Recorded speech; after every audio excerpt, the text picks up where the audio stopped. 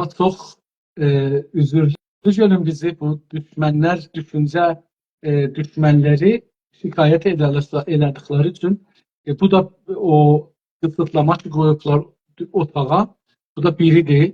Zahirən gündə 4 saatsa biz gedə bilərdik. Bu səfər 2 saat olmadan özü kəsdi. Məcbur oldum ki, ikinci bölümü də, yəni bir bölüm oldu o. İndi ikinci bölümü davam edeyim. Çağırıram, icazə vermir, amma mən yenə də bir çağırıram Tazaşdan. Eldar bəy, sizi bu üçüncü dəfə çağırıram. Umarım ki, izin versin, gələ bilərsiniz içəri. Dostlar, belə bir müşkillə üzbəyiz olmuşduq. Düşüncənin düşmənləri, müxalifləri otağımızı şikayət ediblər və bəyənmağız lazımdır. Bəyansaz bu bəlkə götürürlər. Çox əvvələn dostları dəvət edin, gəlsinlər içəriyə. Nə qədər çox adam gəlsə, belə bu otaq bəlkə Instagram azad edər. Ha belə bəyənmək lazımdır ki, Instagram görsün ki, bu millətin gələnlərin istəyi əsasındadır. Ağa, çox bağışlarsınız, bu bizim əlimizdə deyildi. Mən bir balaca müqəddimə deyim, salam əziz və hörmətli dostlar. Biz Güney Azərbaycan Milli Qurtuluş Partisinin lideri, başkanı Sayın Eldar bəy Gəradağlı cənablarının xidmətindəyik. Bu gün 5-ci gündür. Bunun da Instagram bizim proqramımızı kəsdi. Onun üçün 5-ci günün 2-ci bölümünü başlayırıq. Eldar bəy, çox xoş gördük Tazaşdan.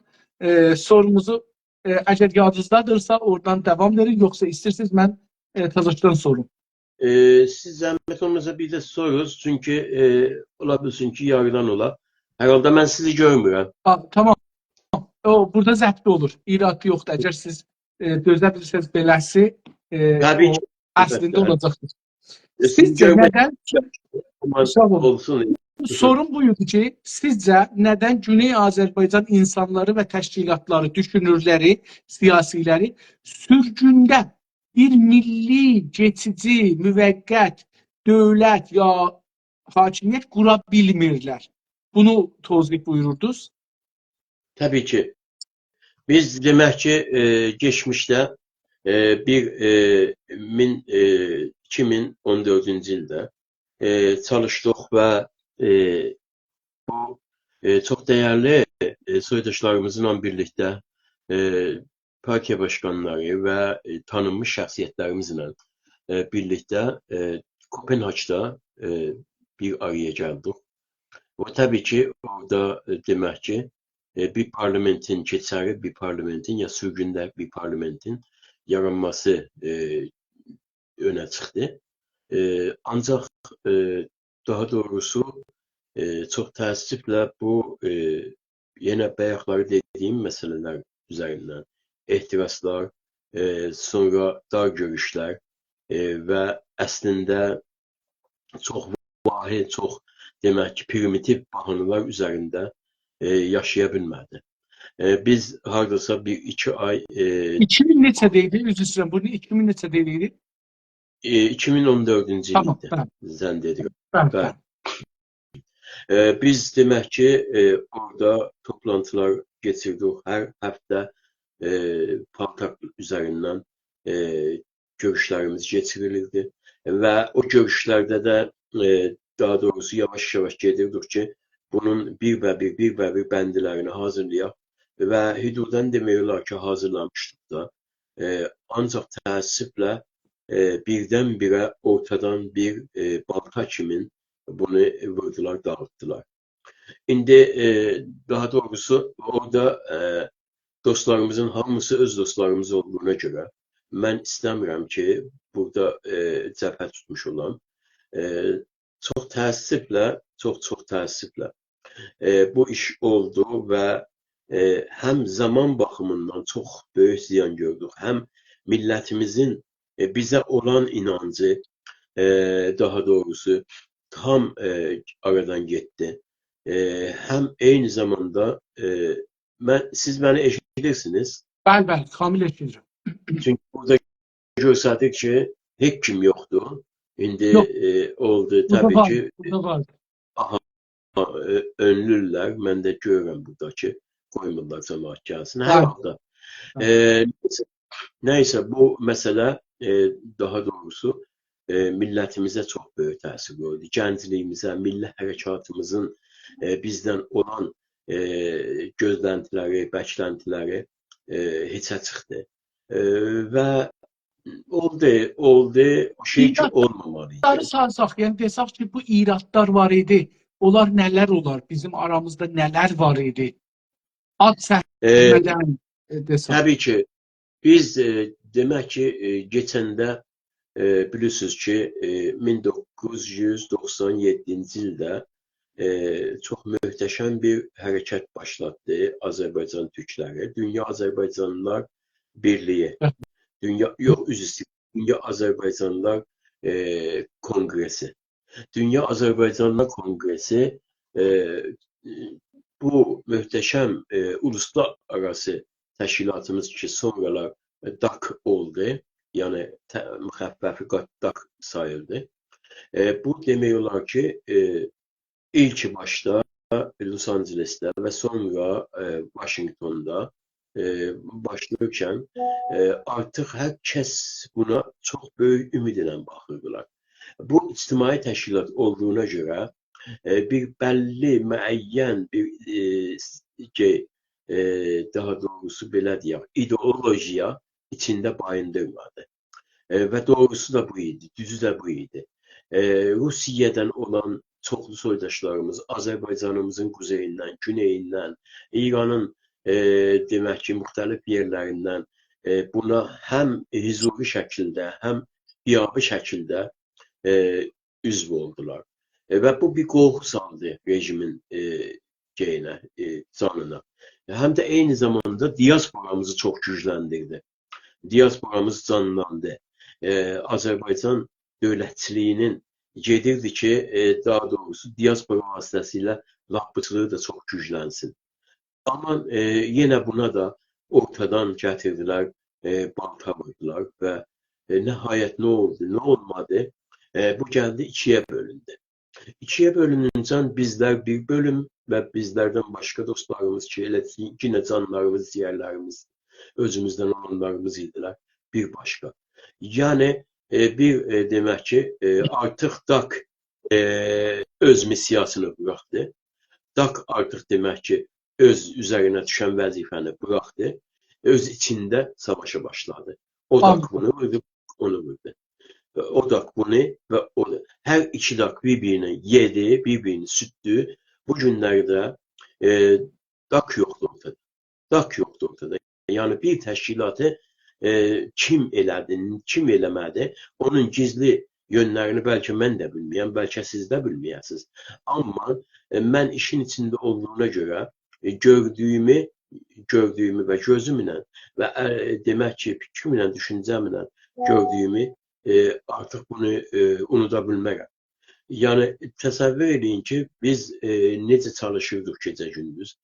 Tam olaraq profesyonel olmayan insanlar tam bir profesyonel təşkilatı sistemdə çalışırdıq, əlləşirdik. O baxımdan da mən deyərəm ki, daha doğrusu bizim bu təşkilatlarımızı darmadağın edən nələrdir? Hər şeydən öncə dünya görüşümüzün zəif olduğu, etirazlarımızın, ideolojilərimizin daha üstündə olduğu, ondan sonra böyümə və şişmə egolarımızın hər gün getdikcə bizi öz əlinə, öz altına alması və nəhayət təşkilatın içində çətəbazlıqlar. Yəni, daha doğrusu, bir var ki, İnsaf Əli bəy, məsələn, bizim bir təşkilatımız vardı. Bu təşkilatın həftəlik toplantıları vardı. Tamam, çox gözəl. Həftəlik toplantılarında bunun yönetim kurulu yığışır və orada müzakirələr ümumi şəkildə irəli gedir. Bir də vardı, bu demə toplantıdan sonra ikili, üçlü, gizli toplantılar. Bu ikili, üçlü, güclü toplantılar ki, gizli toplantılar ki, şişəndə bir koalisyon formasında, bir çətə formasında, bir tim formasında gəlir, nüfuz edir bizim ümumi görüşlərimizə. ümumi görüşlərimiz təbdil olur artıq çətə fikirlərin, düşüncələrin caynağına və eləliklə bunu içəridən dağıdır.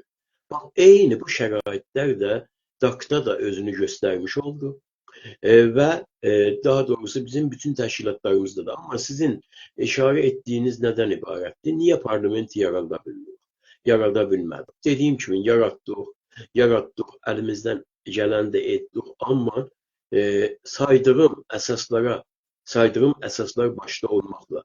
Amma onun təbii ki, başqa şeyləri də var. Məsələn deyim, çox böyük himayət olunmadı. Doğrudur. Bəzi maddi himayələr, mali himayələr olundu, mənəvi himayələr, siyasi himayələr olundu DAQ-dan. Amma nəticə etibarilə o cür ki gərəkirdi, olmadı. O da dövlətlərimizin gücündən asılıdır. Bəlkə bu günləri daha güclü dövlətlərimiz vardı. Amma o sayaq, o geçmiş zamanda o yox idi.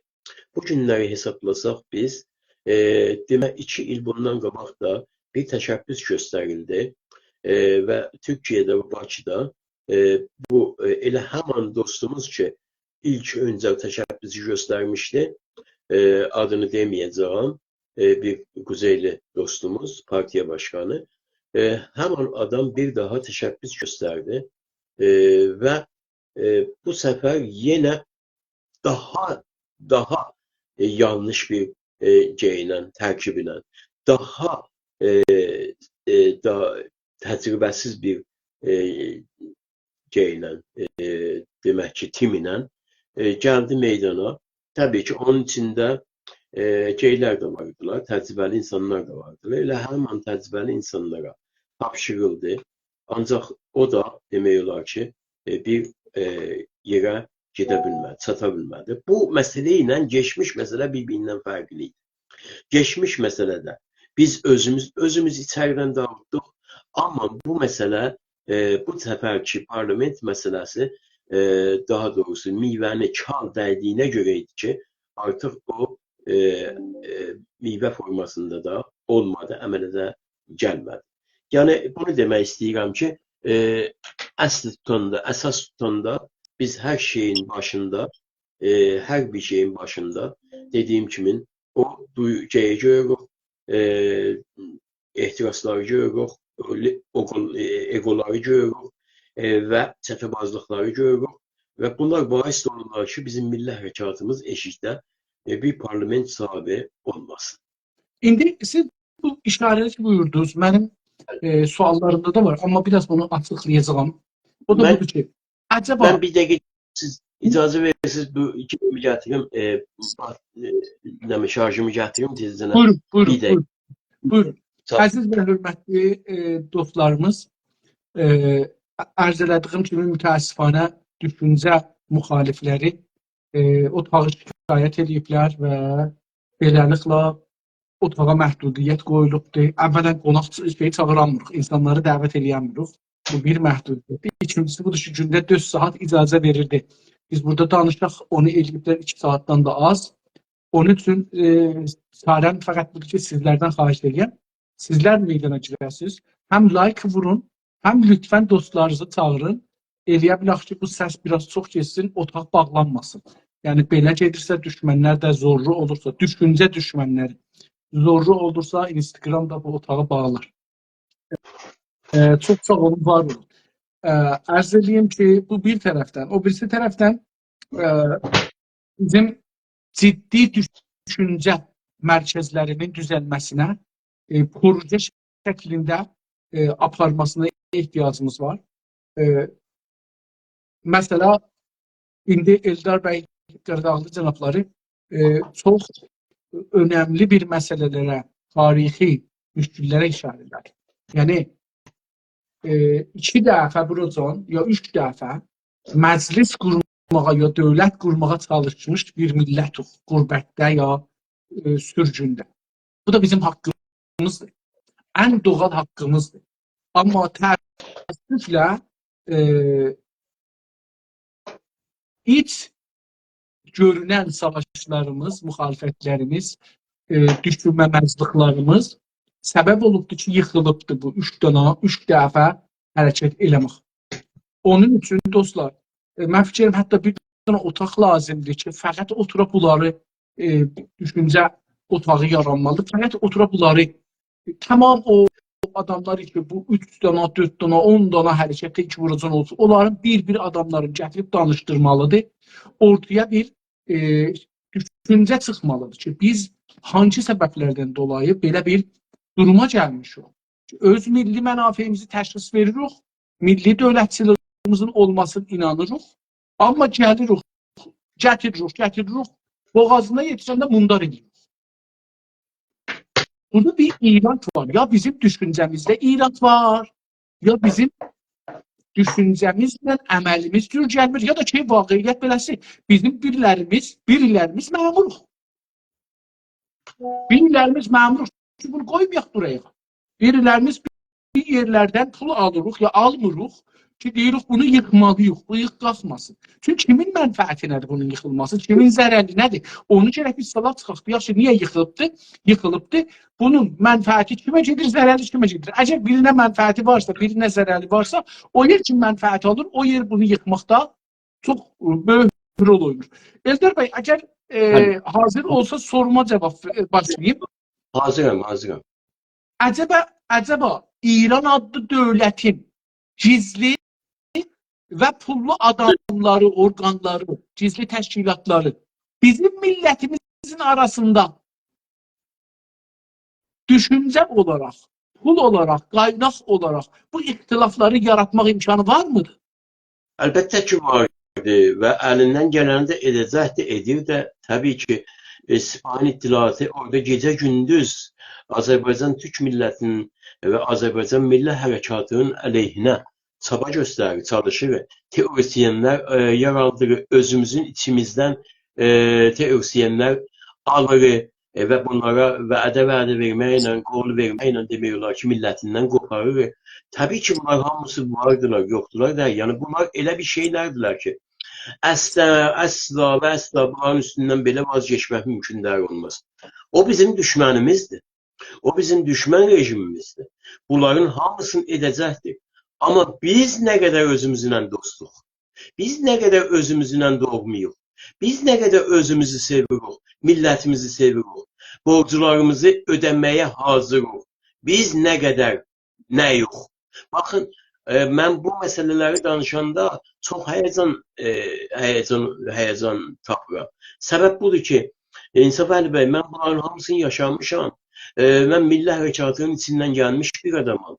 Ömrümü, həyatımı, 50 ilimi, yəni daha doğrusu təsəvvür edin, mənim bu günlər 70'ə yaxın yaşım vardı. Amma necə deyim, 15 yaşından, 16 yaşından elə bir ailədə boya başa çatmışam. Yəni fədai ailəsində böyümüşəm. Və atam məni hər gün döyə demək, aparıb xəbərləri qulaq asdırıb ki, özü qulaq assın. Çünki savadı yox idi, bas savadı yox idi. Mən onu tərcümə edirdim. Yəni, bunu demək istəyirəm ki, məni döyə bu meydana çəkiblər. İndi mən bunları görəndə özüm və bunların bir iştirakçısı olanda özümə necə özümə lənət etməyim? Necə özümə demək, yüklənməyim? Nədən? Mən niyə bunun qabağını alanmadım? Nədən bunun qabağını ala bilmirəm? Və bu günlərdə kimsəyə, baxın, əziz İnsaf Əli bəy, bir dostumuza deyirsən ki, əziz dostum, yol əyrədir, bu getdiyin yol, bu yol deyil, bizim millətimizin yolu müstəqimdir. Bizim millətimizin yolu, istiqlal yolu, demirəm istiqlal dediyim o deyil, ha? Yəni özgür, yəni bağımsız yoldur. Bizim yolumuz onun bunun yolu ilə deyil, öz yolumuzun olmalıdır. Birdən-birə qalxır mənə deyir ki, demək ki, ya sən nə dedin mənə? Ya mən sənin özündən çox bilirəm. Ya tamam, bil, başına dönüm, bil, eybi yoxdur. Amma bir də bunu bil ki, ən azından sənin qabağında qarşısında bir 50 illik təcrübə yatıbdır. O dayanıbdır. 50 illik. Ya bu adam bilir nədir, nə deyil. Mən buradan gəlib deyəndə buradan düşmən bizi yıxdı. Düşmən bizim parlamentlərimizi aramızdan qaldırdı. Düşmən yox Deyil. Hələ biz Kopenhaga getmədən öncə, hələ Kopenhaga dəvət olunmuşduq. Oraya getmədən öncə demək ki, bizim üzərimizə öz içimizdən elə böyük hücumlar gəlirdi ki, elə böyük hücumlar. Və biz yıxılandan sonra bunlar çiltik çaldılar, əl çaldılar. Əziz qardaşım, kimə əl çalırsan sən? Kimə əl çalırsan bə? Bəs birisi demək ki, Tehranda oturub ittilaatda, Təbrizdə oturub ittilaatda, o da əl çalır mənə, sən də əl çalırsan. Mənim yıxılmağım, sənin demək ki, nəyivə dəyər ki? Bu millətin arzularıdır, bu millətin amalıdır, bu millətin hırsıdır ki, yıxılır. Sizin yəni sorum dəqiqən belədir. İranın ola bilər, nə qədər ehtimal verirsiniz ki, bizim yıxılmağımızda İranın gizli servisləri, pullu adamları, düşüncə otaqları rol oynayırlar. Əlbəttə ki, biz yıxılmamışıq. Biz hər gün qalxmaqda yox, hər gün ayaqlanmaqda yox. Tərsi olaraq yıxılan rejimdir. Bizim millətimiz Allah'a Yox, bu çox şükür. vaqifiyyəti qəbul edirik. Baxın, biz Şeyx Məhəmməd Xiyabadda yıxıldıq, Pişəvəridə yıxıldıq, Şəriət Mədarında yıxıldıq. 2 dəfə, 3 dəfə məclis qurmağa qalxmışıq, yıxılmışıq. Tazaşdan qalxırıq, amma yıxılırıq, yəni bevaqta qalırıq. 100 ildir yıxılırıq, 100 il bevaqta qalmışıq. Yəni 100 il bundan qabaq dövlət qura bilərdik. Yenə o mərkəzli düşüncələr bizi yıxdılar. Biz 100 il geri qalmışıq. Mümkünlük bəli, Tazaş sabahları qalxaq dövləti quraq. Amma sabahacan bu günü yubanırıq da, bu günləri əldən veririk bu günü. Yəni, əlbəttə, mən tarixi demək ki, önə çəkmirəm. Tarixi də təbii ki, danışırıq, söhbət edirik. Ondan da heç qaçmayacaq, heç bir zaman. Özəlliklə mənim ən sevdiyim yer odur. Ancaq mən bu günün söhbətini edirəm, yaşadığım bu günün söhbətini edirəm ki, əziz İnsaf Əli bəy, bizi yıxan sadəcə düşmənimiz deyil. Bizi yıxmağa çalışan sadəcə düşmənimiz deyil. Bizi yıxmağa çalışan öz zehniyyətimizdir. Öz geri qalmış zehniyyətimizdir. Hələ, bax, məsələ budur. İrançılıq zehniyyətimizdir, yoxsa geri qalmış zehniyyətimizdir? Təbii ki, İrançılıq demək zehniyyətimiz. Baxın, bu günləri biz, mən şahidəm. Deyir ki, mən istiqlalçıyam. Mən bağımsızam. Mən bu rejimin demək ki, necə deyim, and içmiş düşməniyəm. Nəyiyəm. Bunlar deyəndən sonra gəlir onun seçimlərində gedib iştirak eləməyə və hələ özü bəsdir.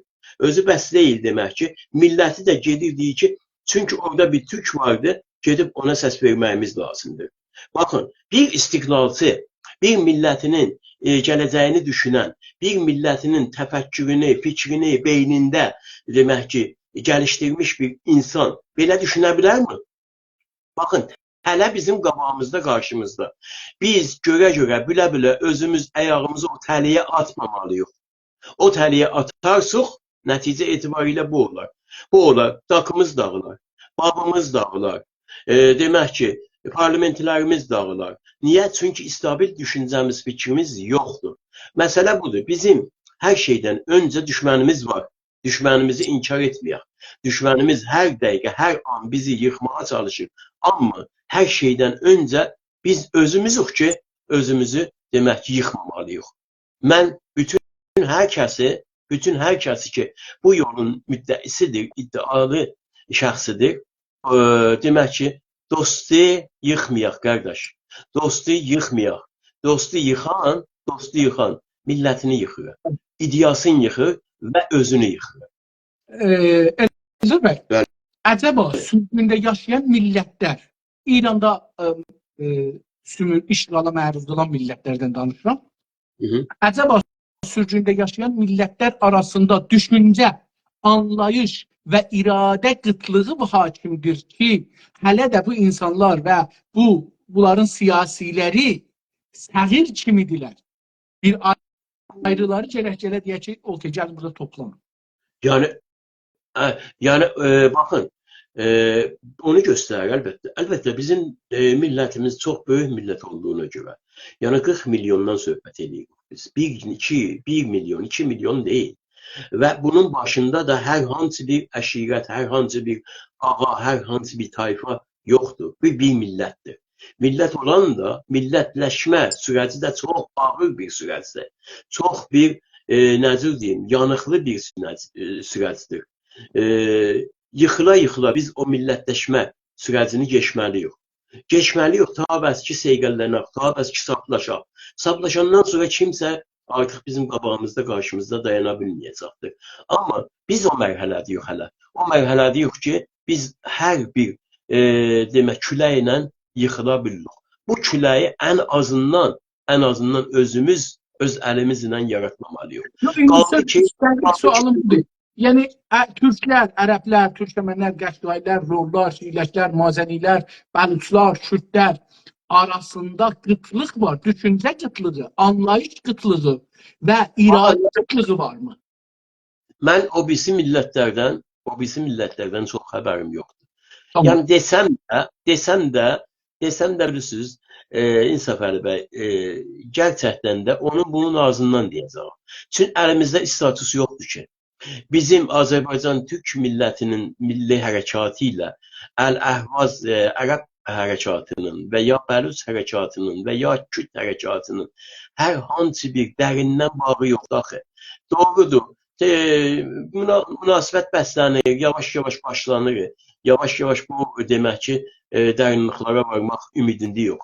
Amma gəlsək desək ki, məsələn, ərəblər bu günləri çox öz milli kimliklərini tam olaraq ta istiqlaliyyət ya federalizm mərhələsinəcən çəkiblər. Mən daha doğrusu bunu deyə bilirəm ki, başqa dostlarımız cavab versinlər buna. Mən o qədər ittilalım yoxdur. Belə deyim. Amma özümüzə gəlincə mən açıqcasına deyirəm. Deyirəm ki, çox təəssüflə bizim təşkilatlarımızın Azərbaycan milli hərəkatına aid olan təşkilatları deyirəm mən. Nəinki Azərbaycan milli hərəkatına alternativ yaradan təşkilatlar. Mənim olanın işim yoxdur. Mənim olanın əsla işim yoxdur. Amma biz demək ki, indi keçən günlərdə də, keçən həftələrdə də siz zəhmət çəkib bu dostlarımızla, əzizlərimizlə danışmışsınız. Bizim üsulda və gedişatda və əsasda hər hansı bir problemimiz yox. Biz birlikdə demək Lüksemburg, birlikdə Brükseldə olduq, birlikdə Berlində olduq, birlikdə bundan sonra hər yerdə ola bildik. Bizim üçün hər hansı bir pürüz yox. Amma bu pürüzü böyüdüb və bu demək ki, kiçik miqyaslı olan məsələləri böyüdüb bir ideolojik səviyyəsinə gəlib çatdırmaq bu yanlışdır, doğru deyil. Bizim əslində sürgündə olan təşkilatlarımızın ən böyük çaları bundan ibarətdir ki, özlərinin o timlərini, özlərinin o takımlarını, özlərinin partilarını hər şeyin üstündə görürlər. Hər şeyin üstündə görmək bir dayazlıqdır məncə. Hər şeyin üstündə görmək bir dar görüşlükdür məncə. Bizim bir milli hərəkatımız vardı. Azərbaycan milli hərəkatı var və biz bütün təşkilatlar hamımız ona tabe olmalıyıq. Çünki orada bir millət vardı. Orada bir millət var, rəhbəriyyət də vardı. Həm demirəm ki, kimsə rəhbərdir. Heç kim rəhbər milli hərəkatımıza. Heç kimin də milli hərəkatımıza rəhbəriyyət etmə dukusu yoxdur. Bunu mən açıqcasına buradan deyirəm. Amma bizim bir milli hərəkatımız var. Və bunun təşkilatları var. Bunun partiyaları vardı. Bu partiyalar hərəsi özün bir rəhbəriyyətin, hərəsi özü bir hərəkatın bir qolu, bir rəhbəriyyəti hiss etməlidirlər. Təbii ki, bu hiss etməlidirlər. Amma bunun tağında dayanıb, başında dayanıb, çatısında dayanıb kimsənin buna getməsi lazımdır, getməməsi lazımdır. Yoxsa gedərsə böyük bir hüzyan yaranır və həmin o ideolojik demək ki, təsəvvürlər, ideolojik bağlar ki, bizim sürgündə olan təşkilatlarımıza qalibdir, bu gün-günə, get-gedə böyüyər və milli hərəkatımıza ziyan. Sizin cavab verə bilin. Sağ olun. İndi bu bəhsi də burada tutaraq keçək anayasa ya hüquqa. Bu bəhsə keçək. Öncədən də bu anayasa haqqında birazca danışmışdıq, amma burada biraz geniş danışacağıq. Sizin təşkilatın baxışında anayasa nə deməkdir? Anayasa nə deməkdir? Anayasa bizim təşkilata aid olan deyil. Bir millətin, dövlətinin demək ki, başında olan düşüncəsi, fikri, dövlətin deyirəm ha, dövlətin başında olan düşüncəsi, fikri və stratejisidir. Anayasa yazılan bir demək ki, necə deyim, ana şeydir, kitabdır. O kitabda bir dövlətin necə bir milləti idarə edəcək üsulları dana-dana, bir, bəndi-bəndi hamısı açıqcasına yazılmalıdır. Anayasa bu deməkdir.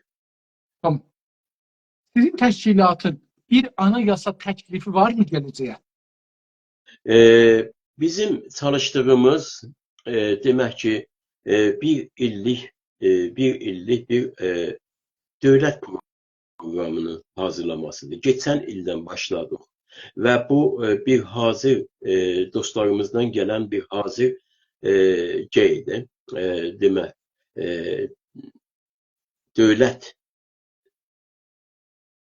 sistemi idi ya dövlət proqramı idi ki, gəldi və biz bunu göndərdik bir neçə dənə hüquqçu dostlarımıza. Onların nəzərini aldıq və onların nəzəri dönəndən sonra son redaksiyasını da mən özüm şəxsən etdim və ondan sonra bu bizim partiyamızın demək ki, şeyinə sunuldu, idarə heyətinə ya necə deyim, yönetim quruluna və yönetim qurulundan ona gəlincə artıq bunu biz qoyduq şeyimizə, saytımıza. Ama anayasa değil da, bu anayasa değil. Bir tane teklif Anayasa değil. Güney Azerbaycan, Güney Müstəqil Azerbaycan Türk Cumhuriyeti'nin anayasası olabilecek bir şeyde değil. Anayasanı demək ki, qurucu heyət və ya heyət müəssisan, heyət müəssisanı cümhuriyyət, ya heyət müəssisanı Bakın, hər şəxs, mən ya cənabız, fərd olaraq belə təşkilata və hətmən eləyə bilirik bir dənə anayasa təklifi yazaq biz üstə. Yəni bir anayasa yazaq, deyək ki, mən Cumhuriyyətimiz qurulanda deyəcəm ki, bu mən yazdığımdır, bunu qoyuram ora, bəhs ediyor. Bəlkə buna rəy verdiniz, anayasa bu oldu, bəlkə də bunu qatdınız bir ayrısı ilə, amma bu mən yazdığımdır. Belə bir şey var mı sizdə? Yox. Biz anayasanın ancaq özətlərini dövlət proqramında gətiririk və o dövlət proqramını gələcək bizim heyət müəssisəsinə ya heyət cümhuriyyətə veririk və deyirik ki, bu bizim təklifimizdir. Ya onu gücləndiririk, genişləndiririk, hüquq cəhətindən, hüquqçularımızın vasitəsilə onu daha mükəmməl halətə gətiririk. Və ya da elə veririk eşiyə, deyirik ki, bax, bu bizimki. Bunu da nəzərə alırız. Bu bizim görüşlərimizdir anayasaya. Teşekkür ederim. Dünyada hangi ölkənin anayasası ilə tanışsınız? Mən demək ki, Azərbaycanın anayasasını tamamən oxumuşam. Özdə bir dəfə yox, 2 dəfə oxumuşam və 3-cü dəfədə not götürmüşəm. Elə ondan da bizim demək ki, mənim öz kitabımda Azərbaycan mərkəzi türkçü düşüncədə bir şeylər verildi, kitablar verildi. Ondan sonra Türkiyənin anayasası ilə tanışam və Cümhuriyyət anayasası ilə tanışam azdan çoxdan. Demək ki, tam olaraq ingiliscəm qət vermədiyinə görə İngilis dilli anayasalarının heç birisini oxuya bilməmişəm. Amma onların tərcümələrindən olan, məsələn, Belçik anayasası ilə müəyyən tanışam, İsveçin anayasası ilə tanışam və bir neçə dənə belə önəmli demokrasiya anayasası ilə belə tanış olmuşam. Şimdi bu tanıştığınız anayasalardan hangi anayasaları milletinize teklif olarak ortaya koyarsınız? İlk etapda, ilk 10 ildə demək ki, Türkiyənin anayasasını Güney Azərbaycan üçün çox mükəmməl görürəm. Amma ilk 10 ildə dedim. Çünki demək ki, bu 10 ildən sonra nə hadisələr, nə ittifaqlar üz verərsə, bizim dövlətimiz nə qədər güclü öz payalarında, öz ayaqları üstündə dayanarsa, onda mütləqa və mütləqa düzəlişlər verilməlidir. Çünki hər bir toplumun hər 10 ildən 10 ilə ən azından güncəlləşməsi və anayasasının güncəlləşməsi gereken bir məsələlərdən birisidir. Bu demək deyil ki, anayasa dəyişsin. Yox, anayasaya baxılsın, yenidən bir baxılsın. Bu. Sağ olun. Teşekkür. Acaba anayasa konusun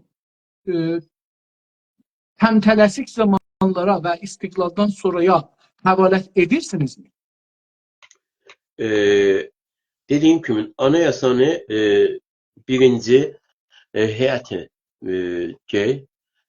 anayasa heyəti bir taslak kimin ortaya koyar ve bu taslak ilk parlamentdə ilk müzakirələrin əsasını təşkil edər. Çünki anayasa olmayandan sonra məmləkəti necə idarə edəcəksən, nə təhər idarə edəcəksən, məmləkətin problemlərinə nə gözlə baxacaqsan, bu mümkün olası deyil.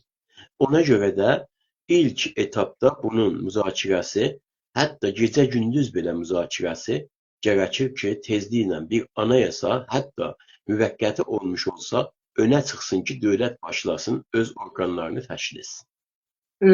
Əzər bəy, mənim düşüncəm belə gəlir ki, hər parti üçün istir dövlət yönətsin və xüsusən Güney Azərbaycan partiləri istəyirlər dövlət qursunlar, hakimiyyətə ələ geçsinlər, hakimiyyət yönətsinlər. Bəli. Bunun üçün bunların indi gərək əllərində bir anayasa təklif olur. Məsələn, 10 dana təşkilatımız var. 10 dana təşkilat, 10 dana anayasa qoymalıdır ortaya ki, bizim millətimiz, ya millətlər baxırlar deyirlər, bunlar nə gözəl. Məsələn, bir-birlərini rəqabət ediblər demokrasini, 10 cürə burada demokrasi üzdən yaxşılaşıbdır. Məsələn, burada insan haqları üzdən yaxşılaşıbdır. Burada, məsələn, dövlət üzdən kiçikləşibdir, hakimiyyət üzdən kiçikləşibdir. Burada, məsələn, əmniyyət gücləri belə kontrol altına keçibdir. Burada qəzavət sistemi, burada ordu sistemi filan. Yəni, mən ona görə bunu soruşdum ki, əcəba təşkilatlarımız, sizin təşkilatdan indi söz gedir, ona görə. Sizin təşkilat bunu saxlır. İndi deyir, mən yazmayayım, bunu qanun əsası heyəti yazar, müəssisən yazar. Yox, mən indi təşrifə hazırlamayayım. Onda çoxlu müşkülləri sabaha saxlırıq. Həm də təmtələsiz. Bir tərəfdən xarici düşmənlər var, bir tərəfdən daxili casuslar var. Bunlarla savaşı istəyir bir qanun əsası yazaq. Bəllidir ki, nə olacaq? Üzr istəyirəm, biz demək ki, heç bir zaman bunu iddia eləmədik ki, niyə biz yazaq, onu o yazaq. Yox, o təsdiq eləyəcəkdir, o nəhayələşdirəcəkdir. Bir partiya heç bir zaman gəlib anayasa yazmaz, yaza bilməz. Bir partiyanın, hələ qurtuluşçu partiyanın, hələ bizlər hamımız qurtuluşçu partiyayıq. İstiqlal Partimiz, ondan sonra demək ki, necə deyim, başqa bizim qardaş partiyalarımız hamısı qurtuluşçu partiyadılar. Yəni biz istiqlaliyyətimizin, bağımsızlığımızın yolunda mücadilə partiyalarıyıq. Bizlərin heç birinin tək başına buna hükm verəcək gücləri yoxdur. Bizlər məcburuq, nəhayət məcburuq birləşək. Sizə söz verirəm ki, sabahları Təbrizdə, Ərdəbildə, Əhrimizdə, Urmumuzda, Muğanımızda bir hərəkət oldu, bir isyan hərəkatı, bir ayaqlanma hərəkatı oldu. Bu təşkilatlarımızın hamısı, eşit olan təşkilatlarımızın hamısı əl-ayaq, tez betər əl-ayaqların yığacaqlar və hamısı birləşəcək. Ya birləşməyəcək, bir iş birliyinə gələcəkdir, fikir birliyinə gələcəkdir. O özlərinin başda olan fikirlərini qoyacaqlar kənara, deyəcəklər ki, Güneyin demək ki, yəni millətimizin hükmü budur ki, biz tezliklə birləşək. Populistli bir hərəkət var, populistli, yəni millət bizdən 10 addım öndədir, onu deyərlər. Yəni bu öncül bir hərəkət deyil onda. Yəni öncül hərəkət olmaq budur ki, məsələn deyirəm, öncül hərəkət budur ki, indi biz bir dənə məsələn cənabımızın partisi, yəni Güney Azərbaycan Milli Qurtuluş Təşkilatı bir dənə anayasa hazırlar. Deyir, bu mənim təklifimdir. Mənim partim gələn Azərbaycanın anayasası bunları görür. Bunu sunar topluma, toplumda İnsaf Əli Hidayət filan parti baxar, deyər ki, bunu nəf edək, ya bundan yaxşısını yazaq. Niyə bunu yazıbdır, mən yazamamışam. Bir rəqabət çıxar ortada, bu bizim millətimizin milli güclənməsinə, düşüncəsinə çox önəm yaradır. Həm burada umarım ki, bir gün belə düşünək və bu həddə gələk ki, eləyə bilək, hazırlaşaq. Əziz İnsaf Əli bəy, biz elə düşünürük. Biz sizin tamamilə düşüncəsi ilə müvafiq, biz elə düşünürük. Və ona görə də mən ümid edirəm ki, bizim partiyalarımızın hamısının dövlət programı olsun. Mən ümid edirəm olsun. Və mən görmədiyimə görə deyirəm. Görmədiyimə görə. Hər birisinin bir dənə əsasnaməsi var. Bir dənə nizamnamələri vardır. Demək ki, 5 səhifə, 3 səhifə, 4 səhifə buna dayanıblar. Ancaq bizdə kitab formasına biz o günləri mən bir həftə bundan qabaq sifariş verdim bunun kitaba çevrilməsinə. Kitaba çevrilməsi 265 səhifəlik bir yazıdır, sənətdir.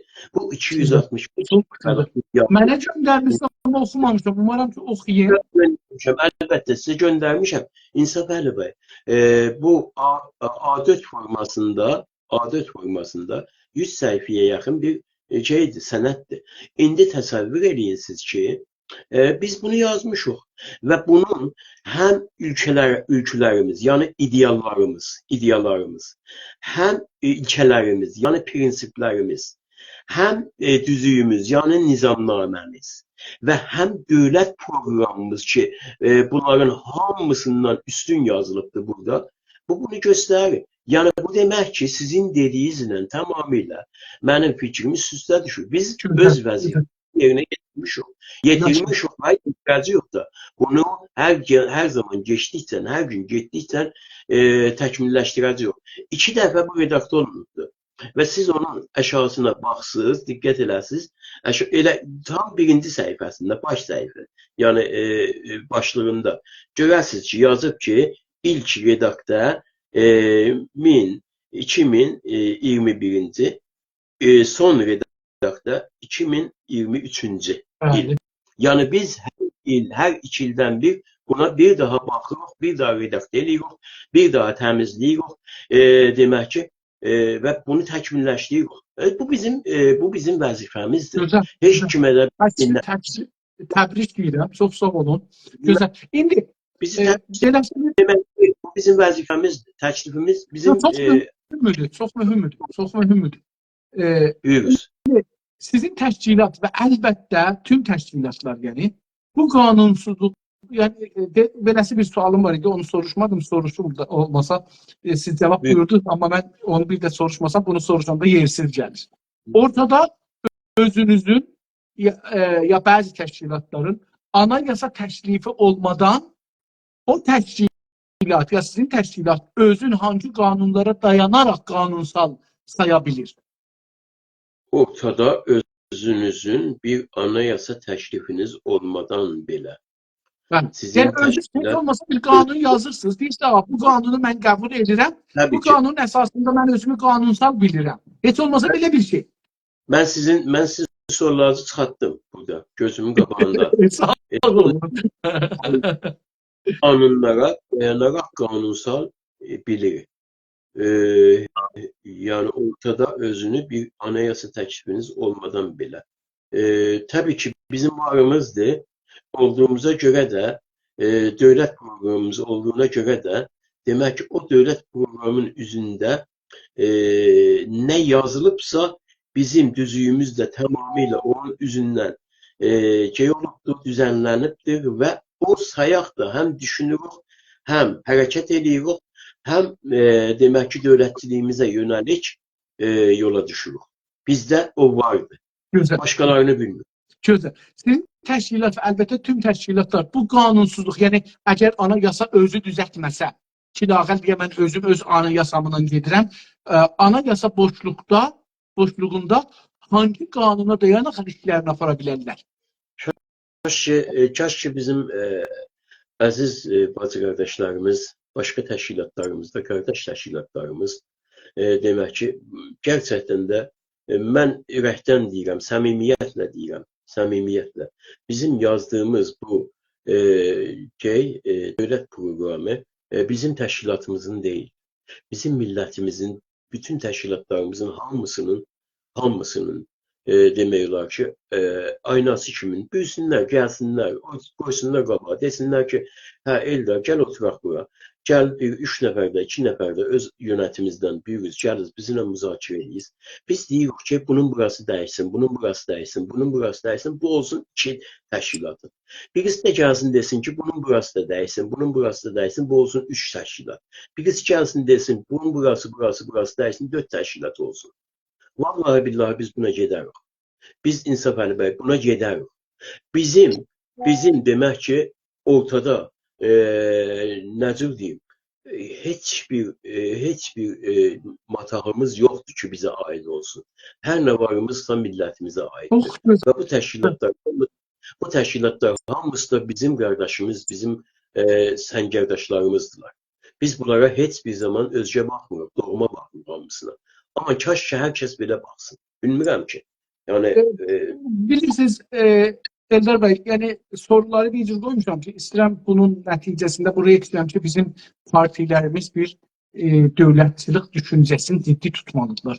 Onun üçün üstə soruşum ki, əgər ana yasası olmasa, ya siz dövlət yüzləyici bunu deyirsiniz, əgər o olmasa, siz özünüzü hangi qanun, ya adamlarınızı hangi qanun çərçivəsində istəyirsiniz şəkilləndirəsiniz, ya gələcəyi göstərəsiniz? Bir.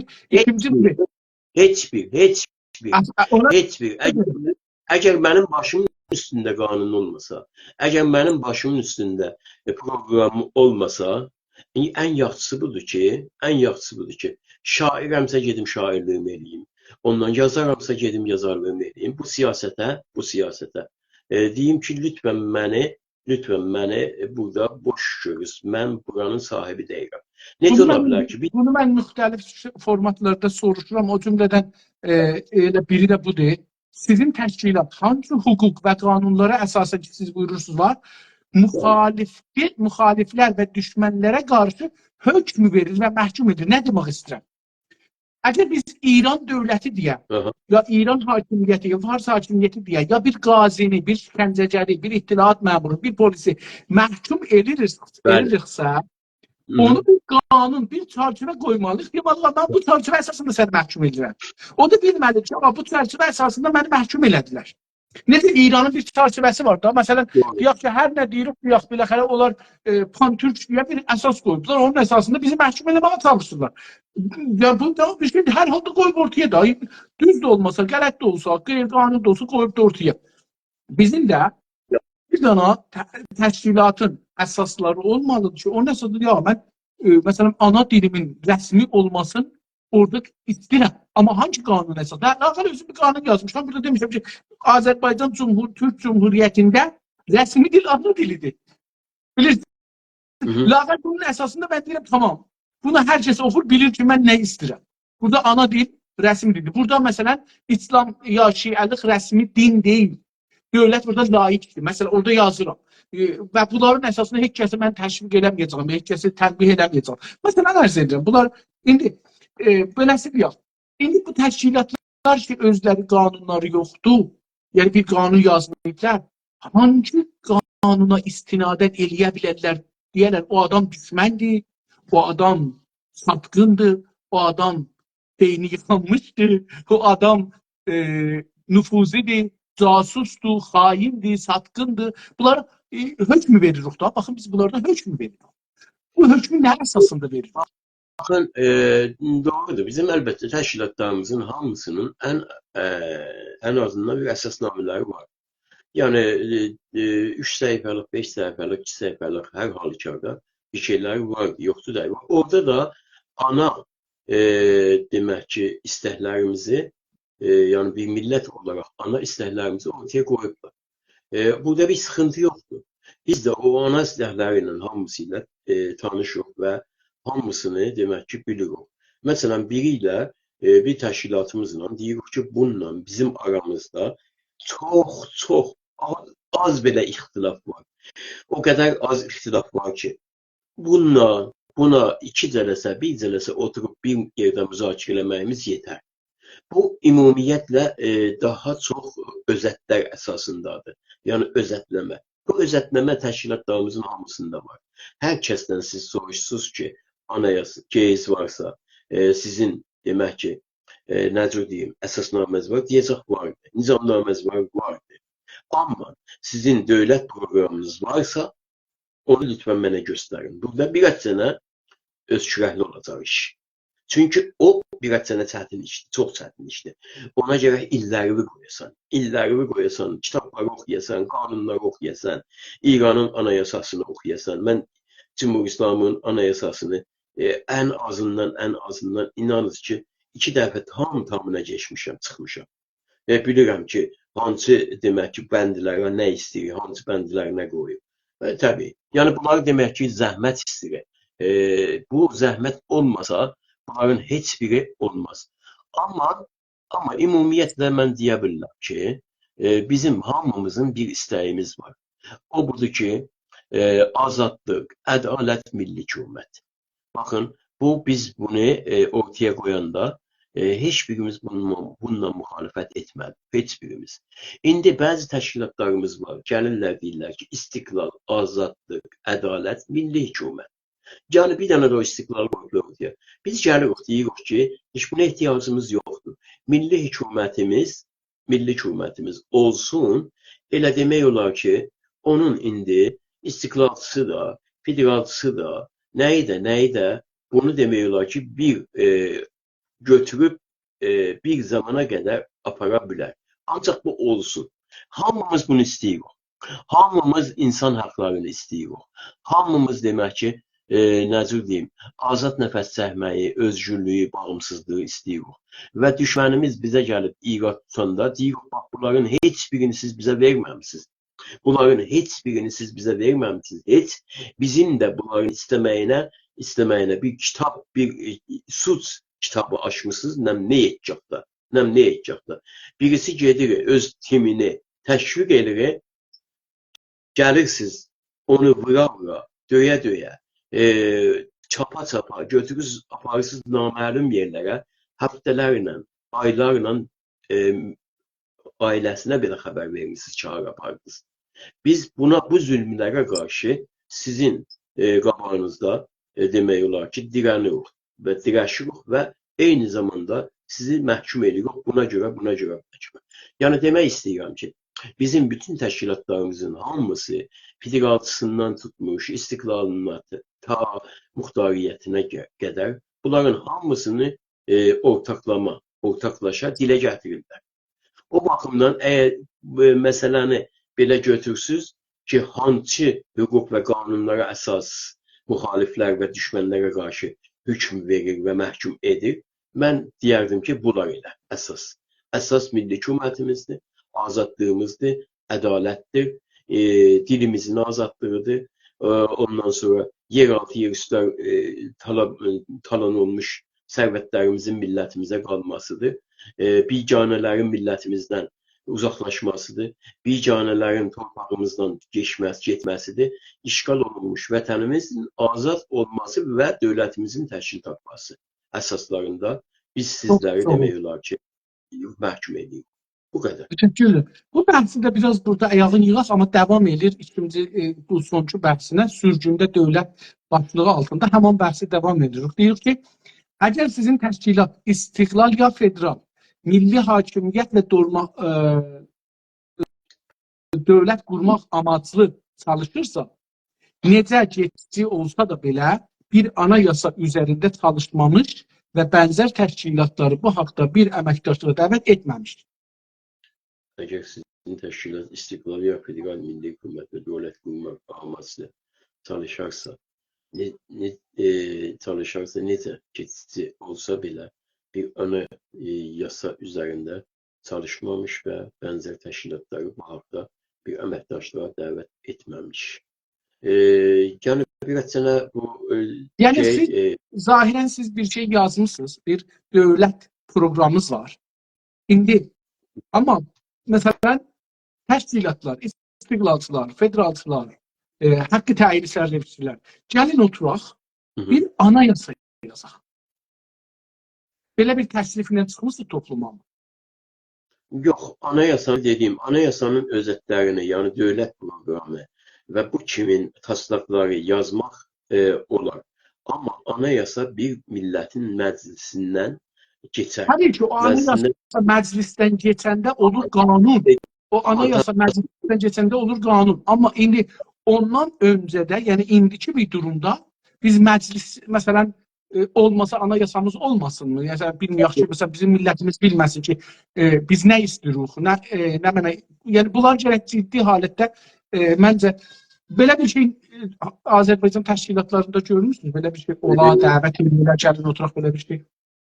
Valla bizim planlarımızda vardı. İndi bu günlərdə, bu ağır günlər keçib və sonra bir sənə özümüzə gəlincə biz demək olar ki, həftəlik bir çalışmalarımıza birisini də artıracağıq. Həftəlik çalışmalarımıza birisini də artırsaq budur. Şeydə, Instagramda daha doğrusu açıq elə həman bu dövlət proqramımızı qoyacağıq müzakirəyə. Mən özüm iştirak edəcəyəm və bunu başdan dibə başlayacağıq, bənd-bənd sizinlə necə müzakirə edirik. Elə bənd demək olar ki, bunu açacağım və millətin ixtiyarına qoyacağım. Təbii ki, burada hər hansı təşkilatımız da gələrsə, bu məsələ ilə bağlı əlaqəli olaraq iştirak edərsə, biz sevə-sevə. Çox gözəl bir təşəbbüs olar. Və yox dedim. Təşəbbüs olar. Mən dəstəkləyirəm bunu. Var olun, sağ olun. Çox gözəldir. Biz bu işi inşallah 2 həftə sonra bu işi başlayacağıq və bunu davam edəcəyik. Yəni bunun millətin demək ki, içinə çıxması, içinə girməsi üçün əlimizdən gələni edəcəyik. Çünki buna zəhmət çəkilibdir.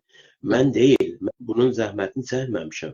Və dostlarımız, bir çox dostlarımız bunun zəhmətini çəkiblər və mən də sadəcə bunun məmuriyyətini deyəm ki, siyasi arenada bunu neyniyəm?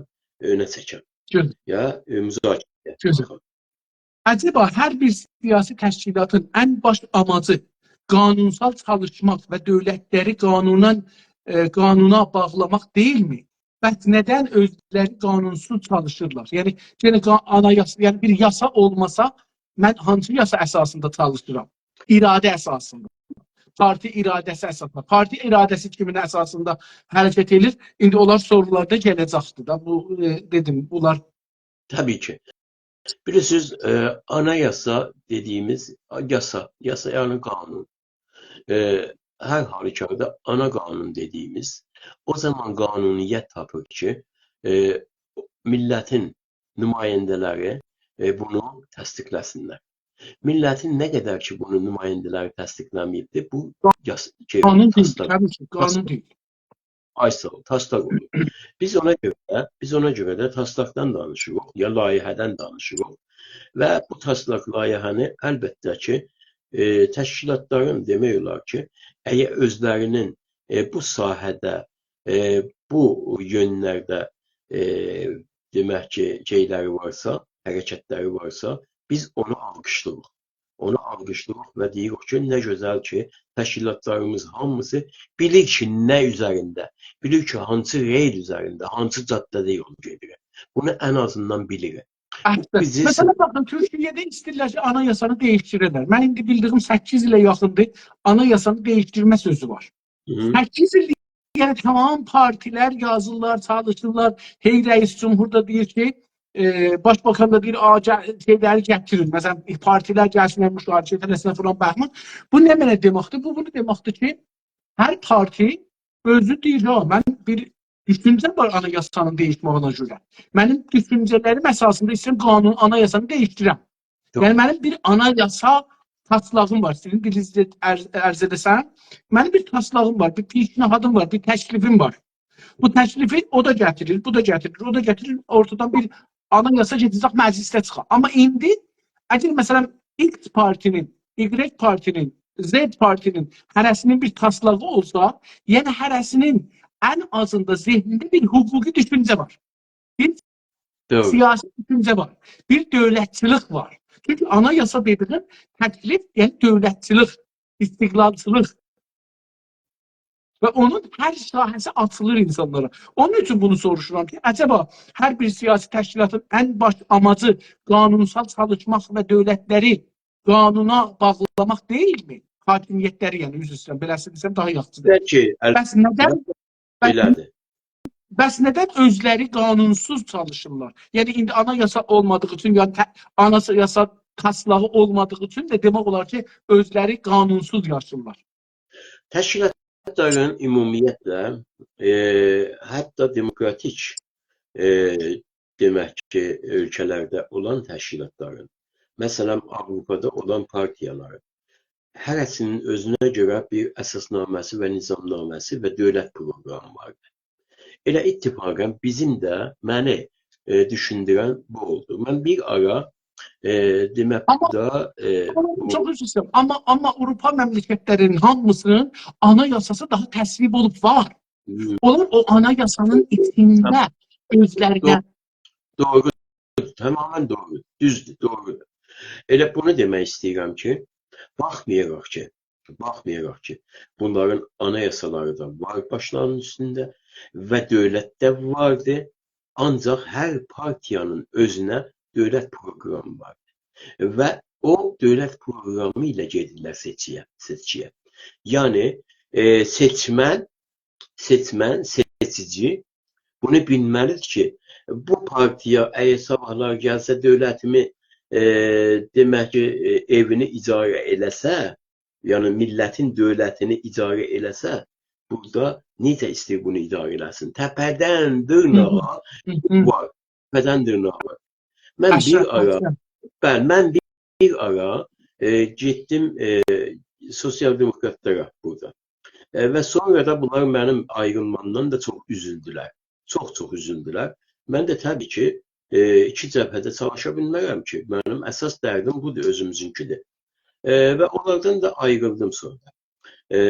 Daha doğrusu getdim onun dərnəklərinə. Bilirsiniz, hər təşkilatın özünün var, bəlli bir dərnəkləri vardır. Və hər təşkilatın hər bölgədə, məntəqədə 1, 2, 3, 4, 5 belə dərnəklər deyirlər bunlara. Yəni siyasi dərnəklər deyirlər, təşkilatların dərnəkləri. Onlarda oturdum, müzakirə elədim, baxdım, getdim, bunların qeylərinə baxdım, proqramlarına baxdım. Baxdım, gördüm. Ya bu bir dənə mükəmməl bir demək olar ki, anayasalarına, qanunlarına, bəzi yerlərdəki anayasanı çalışacaqlar ki, məsələn, dəyişsinlər, ya onun dəyişməsinə önəri versinlər, onu çıxıram. Amma gördüm, nə qədər mükəmməl bunlar gəliblər, yazırlar. Nə qədər dövləti necə idarə edəcəyik, necə dövlətin orqanlarını təşkil edəcəyik, necə o dövlətin orqanlarını canlandıracağıq, dövləti canlı saxlayacağıq. Yəni, mən oradan təşviq oldum ki, yox, mütləqa biz gələcək anayasamızın taslağı olaraq ya özətləri olaraq dövlət proqramlarını ortaya qoymalıyıq və buna görə təşviq oldum bu dövlət proqramını dostlarımızla birlikdə yazdım. Əslində onlara yazdırdım və mən yığdım. Çox da deməyim ki, mənim işimdir. Yox. Çünki çox belə hüquqsal yazılıbdır. Çox qanunsal yazılıbdır. Yəni incə. Mən belə düşünürəm ki, partilər Avropada müşkilə düşəndə dövlət hakimiyyətinə, parti ilə hakimiyyətin arasında bir ixtilaf düşür. Anayasaya, yasalara müraciət edirlər. Biz məsələn hətta anayasada, yəni normal yasalara getmirlər. Cəza, hüquq, bunlara getmir. Gedir anayasaya, deyir, mən bu qanunu qəbul eləmirəm, gedirəm anayasa qanununa. Anayasaya getmək, onun məhkəməsinə getmək, yəni bu ki, normaldakı qanuni icraları qəbul eləmirəm da, gedirəm mən ora, o hökm versin. Doğrudur. Bilirsiniz, anayasa yargısı. Anayasa yargısı. Bu ya Anayasa Məhkəməsi. Bəli. Anayasa yargısı ya məhkəməsi hər ölkənin ən üstün məhkəməsi sayılır. Və buna da demək olar ki, üç qüvvənin ayrı müraciət etməsi çox önəmlidir. Hətta anayasanın daha doğrusu o yazdığı ya anayasanın oradan çıxdığı, yəni Milli Məclisdən çıxdığı və daha doğrusu bunun yasalanması nəzərdə alsın. Hətta məclisin özünün belə icra qanununa ya cəza qanununa hər hansı bir dava açması anayasa üzərindən olur. Bəli. Yəni anayasa ən önəmli, ən ana mərcəədir hər ölkəyə. Belə fikirləşək bax, deyək ki, Azərbaycan Güney Azərbaycan Türk Cümhuriyyəti qurulmaq istəyirik, amma buna anayasa olmasa qurula bilməz ki. Doğru. Anayasa gərək ola. Anayasaya tamam təşkilatlar, siyasilər gələcəklər, hər kəsin öz təklifini gətirəcək. Doğru. Yəni, Doğru. məsələn, təklifsiz nəyə gələcəksən? Orada qanun əsasını nə mənəsin bəhs edəcəksən? Deyəcəksən ki, tamam, Həsən bir şey gətiribdir, mən onun üstündə tartışacağam. Yoxsa mənim bir zehnim əvvəldən yazmışam, zehnim hazırdır. Gəlirəm, burada deyirəm, mənim ki, bu istəyirəm, burada vəsətdə bu işi görsək, bu olur. Yoxsa orada hazırlıq, mən beləsi düşünürəm. Əcəba təşkilatların qanunları, təşkilatların iç qanunları var. Təşkilatların qanunları partilərin liderlərinin iradəsi midir? İradəsidir mi? Təşbik edəcəklər, birini mücazat edəcəklər, birini üzv alacaqlar, birini üstə aparacaqlar, birini əşyaya getirəcəklər. Əcəba, liderin iradəsi midir bunların içindəki qanun? Xeyr. Hər hansı təşkilatın düzüyü, özəlliklə düzük, yəni nizamnaməsi. O təşkilatın demək ki, yaşatma, dayandırıb və irəlilətmə orqanıdır. Bir partiyanın başqanı əgər bu məsələyə emal nüfuz edərsə, yəni o demək ki, o adam özü ki, başqan ya lider sayılır, o təşkilatı çeynəyib və aradan qaldırmağa çalışır. Eldar bəy, Avropada ya o dövlətlər ki, qurulublar, dövlətlər ki, vardılar. Bizim dövlət yoxdur, dövlətə savaş aparırıq. Bu dövlətlər ki, qurulublar, bunlarda partilərin qanunları o dövlətin qanunu içərisindədir. Yəni, bilir ki, bax, mənim qanunlarım anayasanın, məmləkətin anayasasının müxalifi ola bilməz. Bəli. Amma bizimkində bir şey əgər yoxdursa, nə mənə burada hakimdir? Yəni, məsələn, deyək ki, mən bir dənə hizbi istəyirəm quram. Məsələn, bu günlər istəyirəm hizbi quram. Bir əsasnamə yazıram, 8 maddəli, 10 maddəli, 20 maddəli. Deyirəm ki, hər kəs bunu qəbul edir, gəlsin, otursun, bir dənə bir şey quraq. Bir dənə bir qurultay quraq. Qurultayın da içindən deyir, bunları qəbul edilənlər gəldilər, bunları qəbul edilənlər gəlirlər. Hangi qanun əsasındadır, nə əsasındadır bu? Mən yazmışam, onun əsasındadır, mən nə fikirləşənlər, bərabər fikirləşənlər gəlir. Təbii ki. Bir dənə qanun olsa, mümkündür qanun qalsın. Sən bunu yaza bilməzsən. Ya bu, məsələn, əlbəttə qanundan üstə çıxmasa, nə deyirlər, çox aşağı olsa iradı yoxdur, amma o qanunu sındırmaq olmur da mütəəssifən. Tamam. Təşkilatların ya partiyaların ümumiyyətlə yaranma fəlsəfəsində dediyim, iki dənə çox önəmli etkenlik vardır. Birisi onun nizamnaməsi və əsasnaməsi. Bu iki çox önəmlidir. Nizamnamə bunun daha doğrusu yaşama tipini, tərzini, yəni obyektiv olaraq bunun hərəkətini tənzim edir və məramnamə bunun subyektiv olaraq düşüncələrinə, fikirlərinə, dünya görüşlərinə oxuyabilir. Bu iki məsələ hər bir təşkilat üçün daha doğrusu anayasa demirəm, yasa sayılır. Və bu yasa üzərində gedir qaba. İndi əgər bu yasa gəlib onun rəhbəri, lideri ki, yönetim tərəfindən seçilibdir, demək ki, əgər o çeynənilsə, o liderin ya rəhbərin öz təşkilatına doğru düzgün rəhbərlik etməməsi, yenə o şeyin demək ki, nizamnamənin əsasında sorğu-sual altına qoyulur və liderdən ya rəhbərdən sorğulama gəlir meydana. O sorğulama üçün hər bir təşkilatın özünə görə bir qaydası vardır. Bizim təşkilatımızın qaydası bundan ibarətdir ki, bir dənə həkəm, 3 nəfərlik həkəm dairəsi vardır. Bu həkəm dairəsi daha doğrusu rəhbərlik edir və təşkilatın yönetim qurulunu çağırır müzakirəyə. Müzakirə nədir? Müzakirə budur ki, bu liderimiz hal-hazırda ya indi xəstələnibdir, ya indi demək ki, istəmir, çalışa bilmir, ya bizim istəklərimizin əsasında çalışmır, ya yasalarımızı çeynir və özü istədiyi formada diktator edir. Bu baxımda gəlirlər məhkəmə qururlar. Və bu üç başkanlıq məhkəmə nəhayət budur ki, gəlir verir.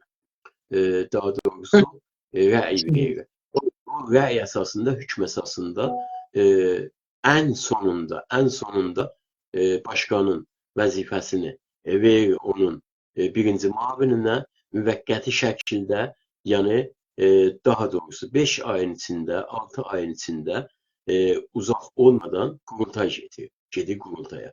Və qurultayda özünə yeni rəhbər seçir. Tamam. Yeni rəhbər seçir və belə. Bizdə belədir. Və bu kətbi olaraq da yazılıbdır nizamnaməmizdə və nizamnaməmiz də dünyada yayılır. Yəni açıq, azad demək ki, nə tür deyim, bu bizim saytımızda vardı. Hər kəs də eləyə bilər, geçsin oradan oxusun. Mən dostlarımızdan biz eşidən varsalar bizim bizim saytımızın adresini bilirlər. Kurtuluş, Milli Kurtuluş yazıblar.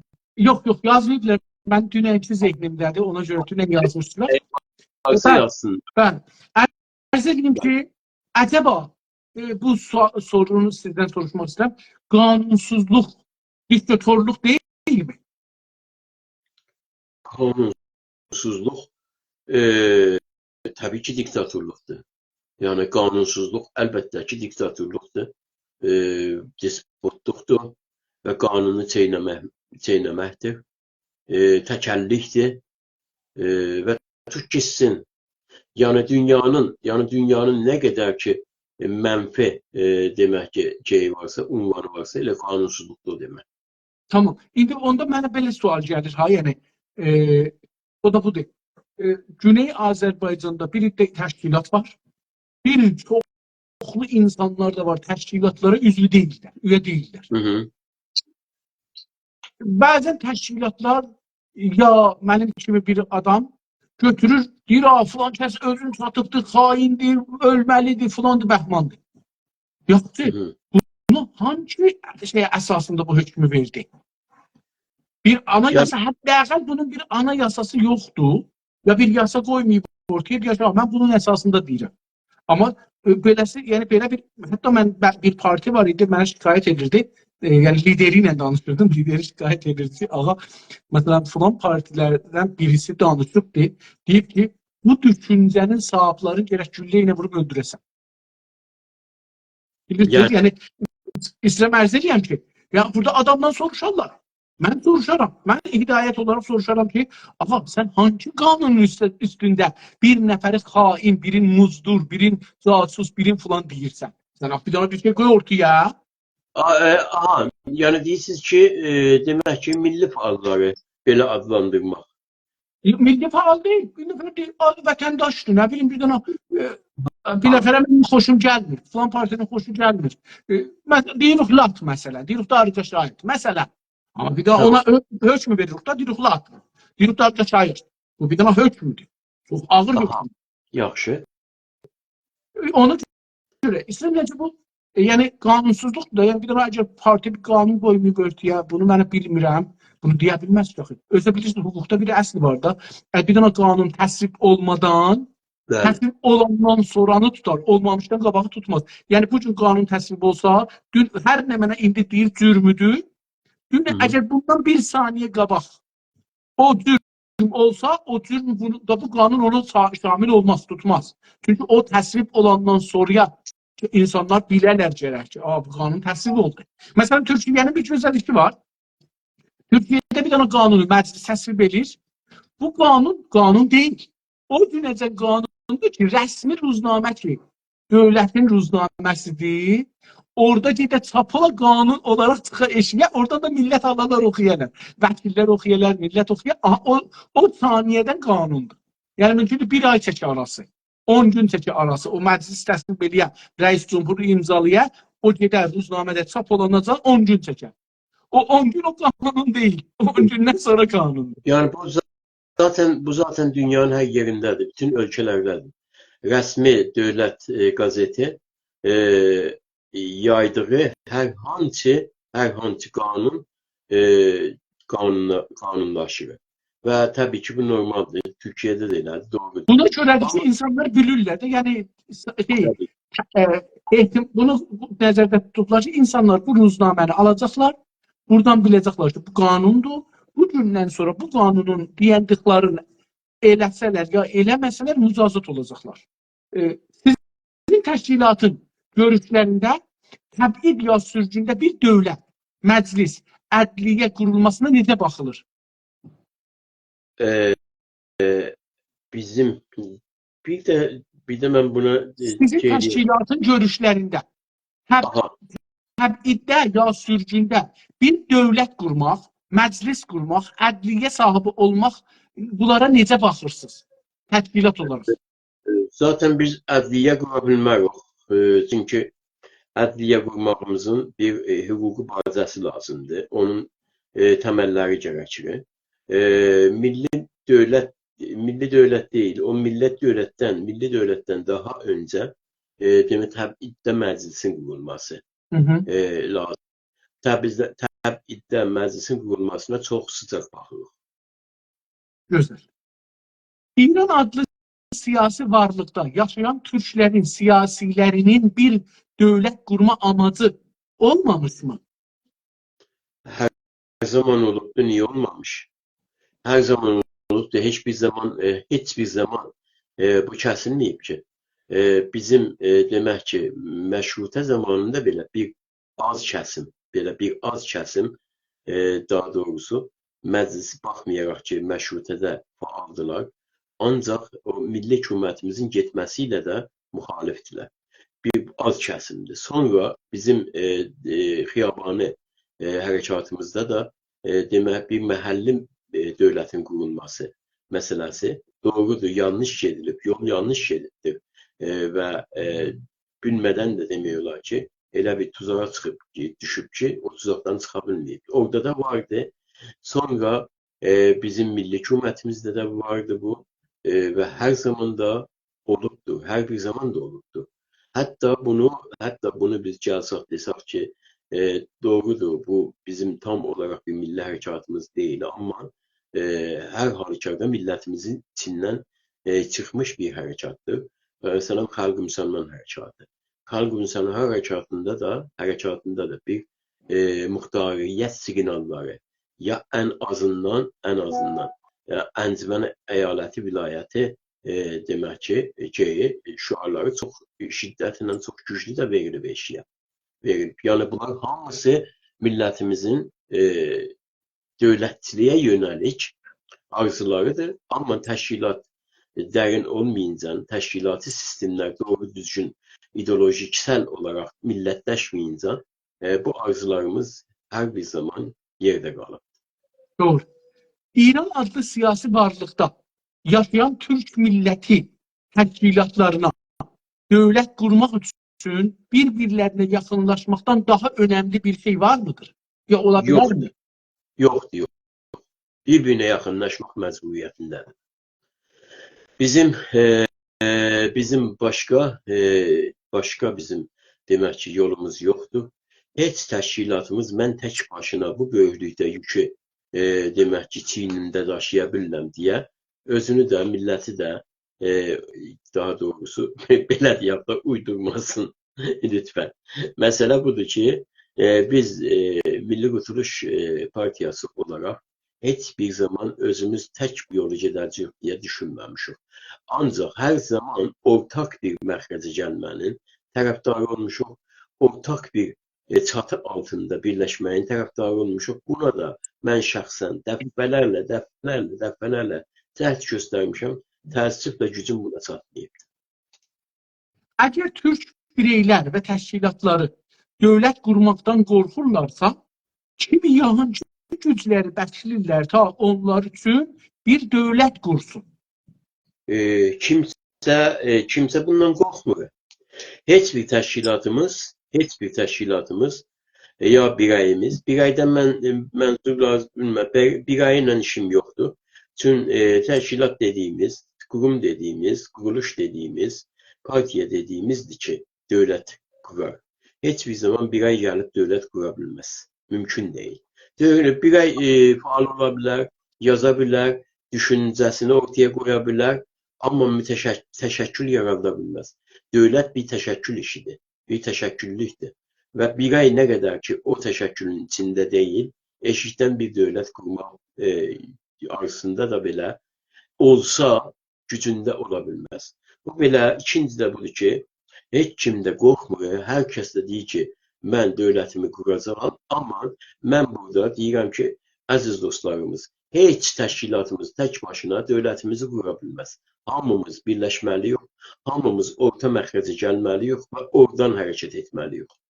Çox sağ olun. Əgər siyasi, mədəni və fəal bireylər və təşkilatlar bugün dövlət qurmaq üçün bir ortaq düşüncəyə gələ bilmirlərsə, gələcəkdə bunlarla dövlət qurmaq imkanları nə qədər ola bilər? Heç bir, sıfır dərəcə. Yəni, madam ki, demək ki, bizim təşkilatlarımız hər tərəfdən vurulurlar. İndi içəridən də, eşikdən də hər hansı bir cana yaxın, hər hansı bir canımıza yaxın, fikrimizə, düşüncəmizə yaxın demək ki, hamımız da yoxdur. Zaten bizdən başqa bizi ayaqda saxlayacaq gücə də daha doğrusu demirəm inanmayaq, inanaq, amma ona dayanmayaq və özümüzə dayanmalıyıq, omuz-omuza verməliyik, irəli getməliyik və illə heç təşkilatın tək başına və ya özlərinin mücərrəd düşüncəsinə dayanaraq bu yola demək ki, yol tapmaqları mümkün deyil. Eldar bəy, ədəba təşkilatlarımızdan, hətta sizin təşkilat, belə bir inancı var ki, mümkündür bir ayrı dövlət, Amerika, Rusiya, İsrail, Ərəbistan, Azərbaycan Cumhuriyyəti, Türkiyə Cumhuriyyəti, mümkündür belə inancı olar ki, bunlar gələcəklər bir gün bizə bir dövlət quralar, biz onları gözləyək. Onlar bizə dövlət qurmayacaqlar. Onlar bizə dövlət qurmaq yolunda çox böyük dəstək verəcəklər. Əgər onların demək ki, mənafeləri və onların siyasi stratejiləri, onların dünyada var oluşan güclərinin güclənməsi əgər bizim dövlətçiliyimizə demək tuş gələrsə, bizim dövlətçiliyimizin oluşuna, olmasına tuş gələrsə, mütləqa bizə yardım edəcəklər. Necə ki, 1925-ci ildə demək, Qacar hakimiyyəti ilə siyasətləri bir araya gəlmədiyinə görə, türklərin bölgədə, məntəqədə darmadağın şəkildə nüfuzdan düşməsi yolunda getdilər bir fas, heç partiyada olmadan, heç hizbdə olmadan getdilər bir kiçik demək ki, silahlı çətəni bizə hakim etdilər, dövlətimizi aradan apardılar və özləri dövlət yaratdılar. Amma bizim özümüzə dövlət yaratmayacaqlar, bizə yardım etməyə mütləqa can atacaqlar. Biz madam ki, güclü olarsaq, bu gücümüzü heç kim yabana salmaz. Sala bilməz. Nədir güclü görəcəyik? Bu halda ki, ayrı yox, nədir güclü görünə bildik? O dövlətlər bizim üstümüzə hesab atırlar. Bayaqsınıyla biz bunu danışırıq ki, ayrı olduğumuzda heç kəsdən, kimsədən, ən belə yaxın qardaşından küs etməsin. Ən yaxın arkadaşından, ən yaxın belə özünün dostundan, familindən ümküs etməsin. Amma əgər biz birləşərsək, o başda mən həmişə buna işarə edirəm. Deyirəm, ego bizim ən böyük düşmənimizdir. Ən böyük düşmənimizdir. Mən bir gün bir qardaşıma, bir gözəl demək ki, partiya başqanıma danışdım, dedim ki, bax, sən bu millətin gələcəkdə ən böyük liderlərindən biri ola bilərsən. Amma bu günləri sən egovu önlə. Çünki bu ego səni yeyər içərdən. Bax, bizim əgər bir günləri bu demək ki, nizama gələrsək ki, biz hamımız bir ortaq məxrəcə gəlməliyik, məcburuq gələk və bu ortaq məxrəcdə cəbhə formasında, şura formasında, nə bilim, yəni ittifaq formasında, işbirliyi formasında irəli gedərsək, təbii ki, biz güclü olacağıq və o güc sahibləri bizə bir güc olaraq baxacaqlar. Yoxsa tək olsaq, İnsaf Əli bəy, bu mümkün olmayacaq. Bu qədər dağınıq təşkilatların və bireylərin bir İran kimi dev dövləti dağıtmaq imkanları nə qədər ola bilər? Təbii ki, hal-hazırda həm içəridə Azərbaycan Milli Hərəkatında, həm dışarıda partiyalarımızın demək ki, münasibətlərində çox anlamsız bir münasibətlər vardı. Çox anlamsız bir düşmənliklər vardı. Və biz daha doğrusu əgər bu mərhələdən keçərsək, bu mərhələni özümüzdə həll edərsək və millətimizin, vətənimizin işğal olunmuş bütün varlığımızın demək yolunda bir çox istəklərimizdən deyil, bir az istəklərimizdən keçərsək, birləşərsək, biz dediklərimiz hər şeyi əldə edə bilirik. Eşikli, içərili, güclüyük, çox güclüyük. Azərbaycan Türk milləti və onun milli hərəkatı çox güclüdür.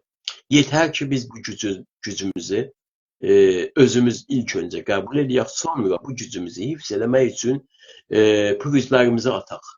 Yetər. Elbə bəy, mən indi əlimizdə canlı olaraq o İranda aparılan nümayişə baxıram. Rəis Cumhurluq seçmə nümayişinə baxıram. Biz də burada eləyə bilmirik millətimizi. Yəni, dövlət yıxmaq heç, İran dövlətini yıxmaq hələ bir tərəfə. Öz millətimizə deyək ki, ya səs verir, ya verməyib. Belə burada bir dana sözü ortaya qoya bilmirik. Bir dana sözü toplum olaraq, yəni təşkilatlar toplumu olaraq. Bəli.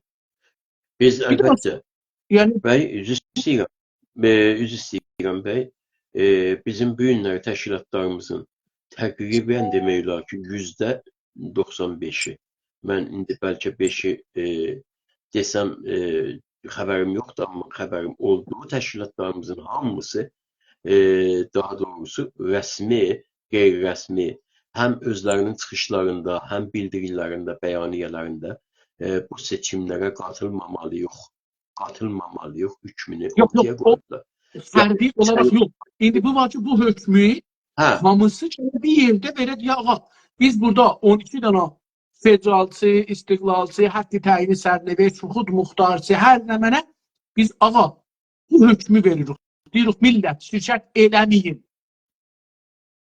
Bizim mənfəətimizə, milli mənfəətlərimizin, dövlətçiliyimizin zərərinədir, İranın, farsların xeyrinədir.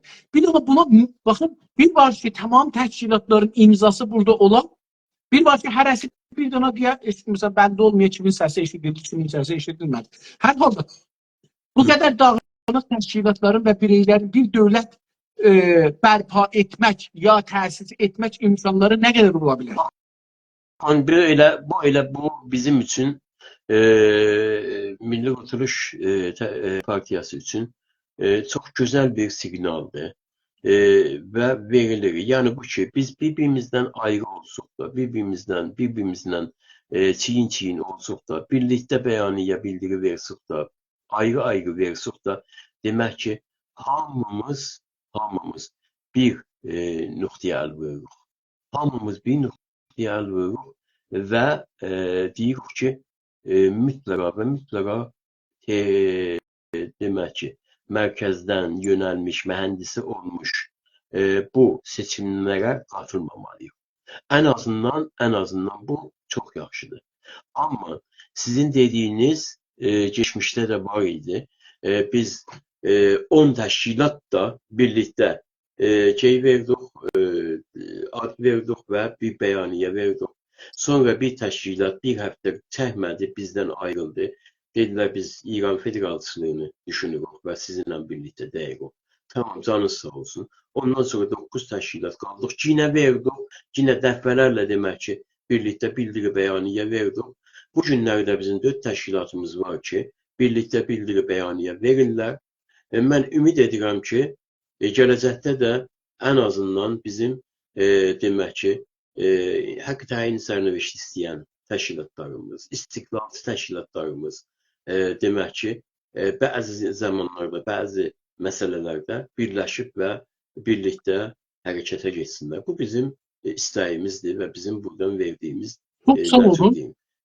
İran-Fars sistemi sizin vətəndaşları, yəni siz adlandırdığınız vətəndaşları, insanları tutur, işgəncə edir, ittihamlara məruz qoyur, mühakimə edir, mücazat edir, hətta öldürür.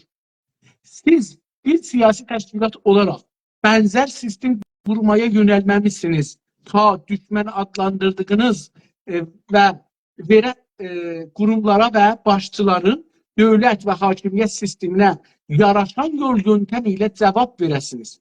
Düşmən başçıları mühakimə edib, hökm verəsiniz və onlara bir siyasi, hüquqi iradə və varlıq kimi qarşılıq edəsiniz.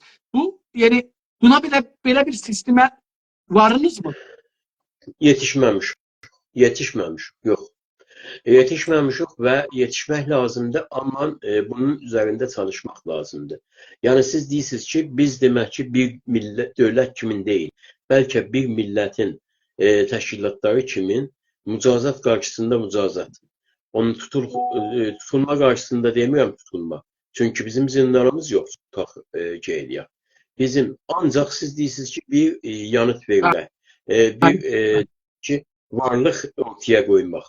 Biz təbii ki, bundan əlbəttə ki, hüquqi bir iradə ortaya qoyuruq. Filan kəs, məsələn, filan məhkəmənin qazisi, filan ustandar, filan fərmandar, filan pastar, filan ittilaatçı bu zülmü eləyib, bu sitəmi eləyibdir. Bu da bunun mədrəkləri. Məsələn, indi Güney Azərbaycanın Evin zindanında bir tevdat zindanilər etisab qəzə eləyiblər bu gün 4 gündür, 5 gündür. Deyirlər, ağa, biz burada 4 aydır, 5 aydır mühakimə olmamışıq, bizə ittiham vurublar, gəlin bizi mühakimə eləyin. Deyil.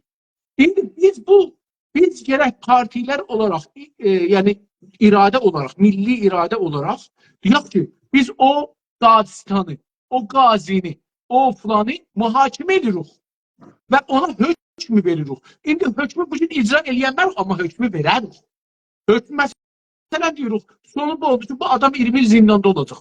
Bu adam biləcək ki, biz bu hökumətdə gəl, dövlətimizi qursaq, hər yerdə olsa bu adamı tutub gətirib, İsraillə necə getdilər filan yerdən, məsələn, Şilidən, nə bilim, filan yerdən tutdular, gətirdilər Yahudiləri, o naziləri, gətirdilər İsraildə zindana saldılar, edam elədilər. Onlar da biləcəklər ki, biz də dövlətimizi quranda gedəcək, onun qulağından hər yerdə olsa yapacaq, gətirəcək, Azərbaycan zindanında batacaq o zindana. Edam olmasa, bizim qanunumuzda edam olmasa, bizə əbəd verəcək, qalacaq orada. Amma biz bir siyasi, hüquqi iradə qoyuruq ortaya.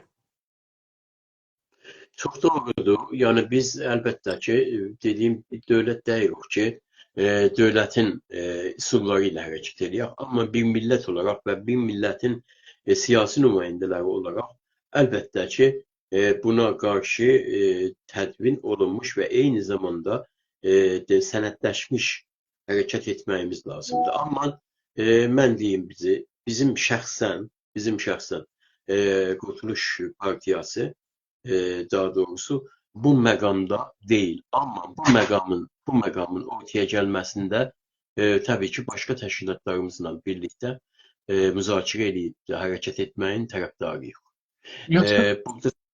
Çox sağ olsun, burada dostlarımızı şeydə qoydular. Bizim demək ki, saytımızı da koydular. Herkes oradan eləyə bilər. Geçsin bizim bütün dövlət proqramımızı orada oxusunlar. Və doğrudur. Yəni burada bizim hər hansı bir şeyimiz bu məsələ sadəcə güc məsələsidir. Qudrət məsələsidir. Ya bir tərəfdən biz deyirik ki, biz hakimiyyət dəyişmirik ki, hakimiyyət savaşına getmirik ki, biz bir vətən savaşına giririk. Bizim vətənimiz işğal altındadır və o işğal edən hər hansı sistem, nizam ki vardı, bizim demək ki, məmləkətimizdən dışlanmalı, tullanmalı və millətimizin öz iradəsi öz əlinə getməlidir. Və ondadır ki, demək olar ki, bir çox şeylər dəyişəcək. Amma bu gün etibarilə bunun gündəmə gətirməsində sağ olsunlar bizim neçə dənə Erk kimin, ondan sonra başqa daha doğrusu insan haqları şeylərin bu təşkilatları kimin təşkilatlarımız varlar ki, gecə-gündüz bu sahədə çalışırlar, işləyirlər və yeri var ki, biz onlardan da məmnuniyyətimizi dilə gətirək. Çünki onların da çalışmaqları milli çalışmağımızdır. Biz siyasi çalışırıq, onlar da insan haqları üzərində çalışırlar. Azərbaycanda olan çalışmalarımız axı budur ki, fəqət şikayət edirik da. Yəni da dünyaya deyirik, bizim 4 dənə zindanımız var, bu haqlardan məhrumdur. Amma bir dənə təşkilatımız yoxdur. Ya mən hüquqi bəşəri götürürəm, sazmanı İran da imzalayıbdır. Filan konvansiyonları götürürəm, İran da imzalayıbdır. Filan qanunları götürürəm, İran da imzalayıbdır. Bunların əsasında əgər mənim adamlarımı işgəncə edirlərsə, o qazini, o işgəncəgəri, o zindanini, o məmuri mən mühakimə edirəm. Bu qanunların əsasında heç olmasa müştərək qanun, İran da qəbul edib, mən də qəbul eləmişdim. Bunun əsasında ya mənim dilimi qoymur orada rəsmi olsun. Mən bu qanunların əsasında sazman animlərin qanunları var. UNESCO-nun qanunları var. Filan yerin qanunu. Mənim meşəmi od vururlar. Bu qanunlar var. Bunun əsasında mən deyirəm o mənim mədənlərimi aparırlar. Bu qanunların əsasında istemarı məhkum edirəm, gəlirəm o amilləri deyirəm, bunları tanıyıram, deyirəm bunlar amildirlər. Bunları mən mühakimə edirəm, hökmüm deyirəm ki, vaxtında da mücazat edəcəm. Bunlar ikiydilər. Bunlar demək ki, dünənlərdə söhbət elədik. Bu məşhur difa haqqına aid olan məsələlərdirlər və bir haqdır ki, bu haqq dünyada da tanınıbdır və BMT-nin qanunlarında da bu vardır, rəsmiyyətə tanınıbdır. O da daha doğrusu 3 şəqqəlik bir şeydir, məşhur difa haqqıdır. Birisi məşhur difa haqqı ki, bu yəni belə özünə yardım etmə difa haqqı. Elə bayaqları dediyiniz bizim insan haqları komitələrimizin fəaliyyətləri əsasında bu hətta gedir. Birisi vardı, daha doğrusu varlık koruma hakkı. Bu varlık koruma hakkı yine Machiavelli'nin bir düşüncəsinə dayanaraq təqribən demiyorlar ki, qoyulubdur. İndi bəlkə bunu bəyənməyələr, deməyələr, amma o cürdür və mən daha doğrusu müqayisə edəndə o nəticəyə gəlmişəm. Machiavelli deyir ki, özünü müdafiə etmə savaşı haqq savaşdır. Özünü müdafiə etmə savaşı haqq savaşdır. Bu sadəcə bu demək ki, o son zamanda olan savaş deyil. Bəlkə bu günlər bizim Tuzlaqda olan gəncliyimizin, milli hərəkətçilərimizin demək ki, orada müdafiəsi və onların müdafiəsi təkcə o ünvanda yox. Bəlkə onları işgəncə edənlərin özünün gələcəkdə nə duruma düşməsi, nə vəziyyətə düşməsi, məhkəməyə sorğu verilməsi, bunlar hamısı da savaşdılar. Hamısı savaş, hüquqi savaşlardılar. Bu demək ki, haqqını qoruma, haqqını savunma haqqı, varlığını savunma haqqı bu ikincisidir və bir də ki, icbar və ya gereken savaşıdır. Bu icbar və ya gereken savaşı ilə özünü və ya varlığını savunma haqqı bunu deyir ki, baxın diqqət edək buna. Bunu deyir ki, özündən müdafiə etmə, özünün əmvalından müdafiə etmə, ondan sonra özünə o yerdən ki sədmə vurulubdur, o sədmənin qabağını qarşısını almaq üçün ondan müdafiə etmə. Hətta əgər buna ölüm şey olsa, daha dərəcəsi olsa, yəni nə deməkdir? Yəni bu ki, sənə əgər birisi sədmə vurubsa, sənə əgər birisi öldürməyə təşəbbüs göstəribsə və göstərirsə, sən özünü müdafiə etmək üçün onu neynirsən? Onu öldürürsən. Hətta bu həddə qədər və ya deyir ki, demək ki, bu istismara qarşı, baxın, indi burada gəlir toplum əsasına məsələyə, istismara qarşı, ondan sonra bu şeylə bağlı, zülmə qarşı, sümürgəçiliyə qarşı müqavimət göstərmək və hər hansı bu müqavimətlərin qabağında qarşısında irəli gedib daha doğrusu onlara cavab vermək və onları sənin kimi etməyə məcbur etmək özü bir savaşdır. Və bu savaşlar demək ki, bütün anayasanın, bütün insan haqlarının, ya belə deyək ki, daha doğrusu BMT-nin qanunlarına aykırı olsa belə bir dənə insan haqqıdır, bir toplum haqqıdır. Bilirsiniz, bu tərif BMT-də var. BMT-nin insan haqları ilə bağlı bəndlərində vardır. Yəni, təsəvvür eləyin ki, hətta BMT-nin qanunlarını ayaqlayıb, çeynəyib, öz haqqından müdafiə etmək özü bir haqqıdır. Haqq sayılıbdır. Yəni, Demək ki, sizin bu ortaya qoyduğunuz bu tablo tamamilə bir haqqdır. Tamamilə bir haqqdır. Haqsızlıq yox burada və bu haqqı da əlbəttə ki, güc oluncan ortaya qoyması hər bir hərəkətin, hər bir təşkilatın, hər bir qurumun ya quruluşun qurtuluşçu, yəni istiqlal tələb və daha doğrusu radikal bir hərəkatın necə deyim, çarçuvasında yerləşdir. İndi bilirsiniz, İslam bunu, yəni bu fikri ortaya qoyan şey, yəni sualım budur, sonuncu sualım budur. Bu şərtlərdə, yəni hangi şərtlərdə üstə saydıqlarım, onlardan biri budur, dövlət məclisimiz yoxdur, dövlətimiz yoxdur, ədliyyəmiz yoxdur. Adamlarımız tutulurlar, şikəncə olurlar, zindana məhkum olurlar, edam olurlar və biz bir iş görmürük. Müqabilə bilməsiz, eləyə bilmirik. Yəni, iradəmiz yoxdur ki, deyək, tamam, İran bu işi görür, biz də ona qabaq bu işi görək. İndi, bu şərtlərdə necə mübarizə edirsiniz? Mübarizənin nə qədər anlamı var? Təbii ki, dediyim kimi də, əslində mən bunu gətirəndə bu məşhur bir müdafiədir. Məşhur bir müdafiə sayılır. Yəni, mənim haqqım vardı ki, mənə zülm eləyən, mənim haqlarımı talayıb, mənim haqlarımı, mənim milli dilimi, mənim torpağımı işğal eləyən kimsələrin qabağında qarşısında müdafiə eləyəm özümü. Bu mənim haqqı məşruumdur. Bu BMT-nin qanunlarında vardı. Hətta əgər BMT-nin qanunlarını təsdiq eləyən, təsvib eləyən dövlətlər bunu imzalasalar belə, bunun tərsini imzalasalar belə, demək ki, bu haqq vardı. Mənim haqqım vardı. Bəli, onu başlatdım. Amma indi bunu soruşum. Acaba biz indi mübarizə dedik ki, mübarizə edirik, yəni özümüzü toğuluruq, yoxsa bir mübarizəyə məşğuluq. Bir də bu qədər mübarizənin, indi bu mübarizə anlamı verir bizim durumumuz, bizim Güney Azərbaycanda, xüsusən siyasi partilərimizin mübarizə dövrəsindədirlərmi? Ya mübarizə elirlərmi ciddən? İstəmirəm təhqir eləyəm, təhqir yox. İstəyirəm deyəm ki, mübarizənin məsələn 100 metridir, biz bunun 1 metrini deyik.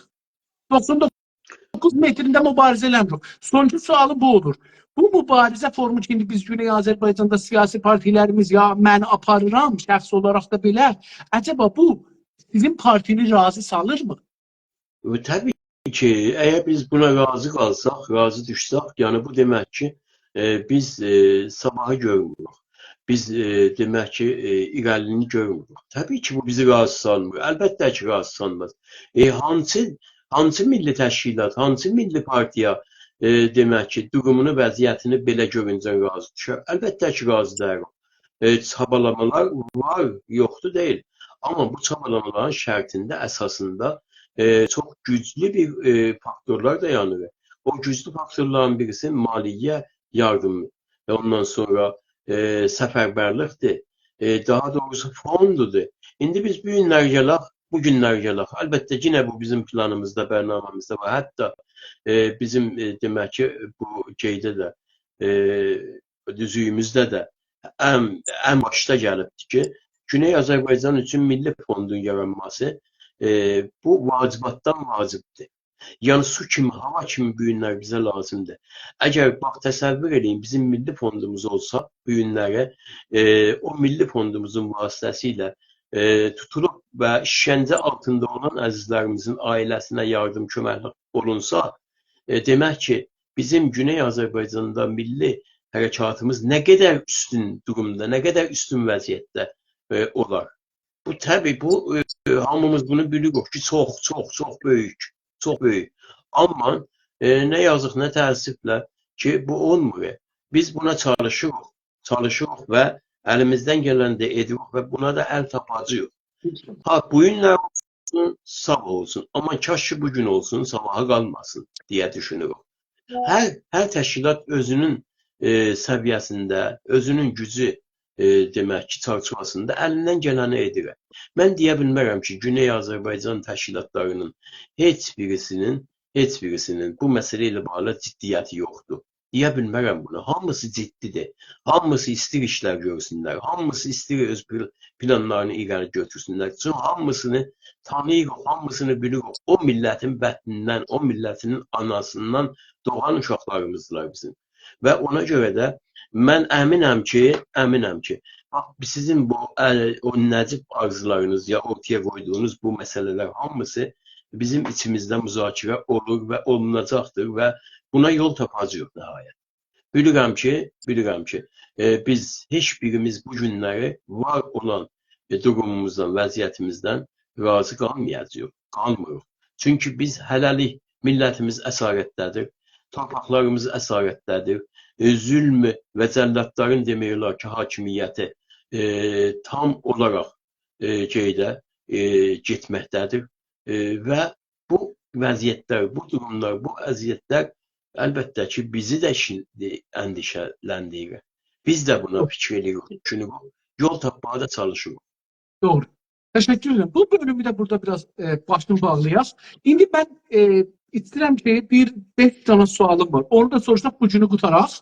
Tamam. Sabahları taza bəhsə girək, xüsusən qadınların bəhsinə başlayacağıq. Məclis nümayəndəliyinə və sonra da qadınlar bəhsinə girəcəyik. Cəlib bəhslərimiz daldadır. İndi gələcək siyasi sistem haqqında bir 4-5 sual soruşum xidmətinizdən. Müstəqil ya federal? Siz müstəqil Azərbaycan istəyirsiniz onun üçün. Müstəqil məmləkətimizin gələcək idarə sistemi necə görürsünüz?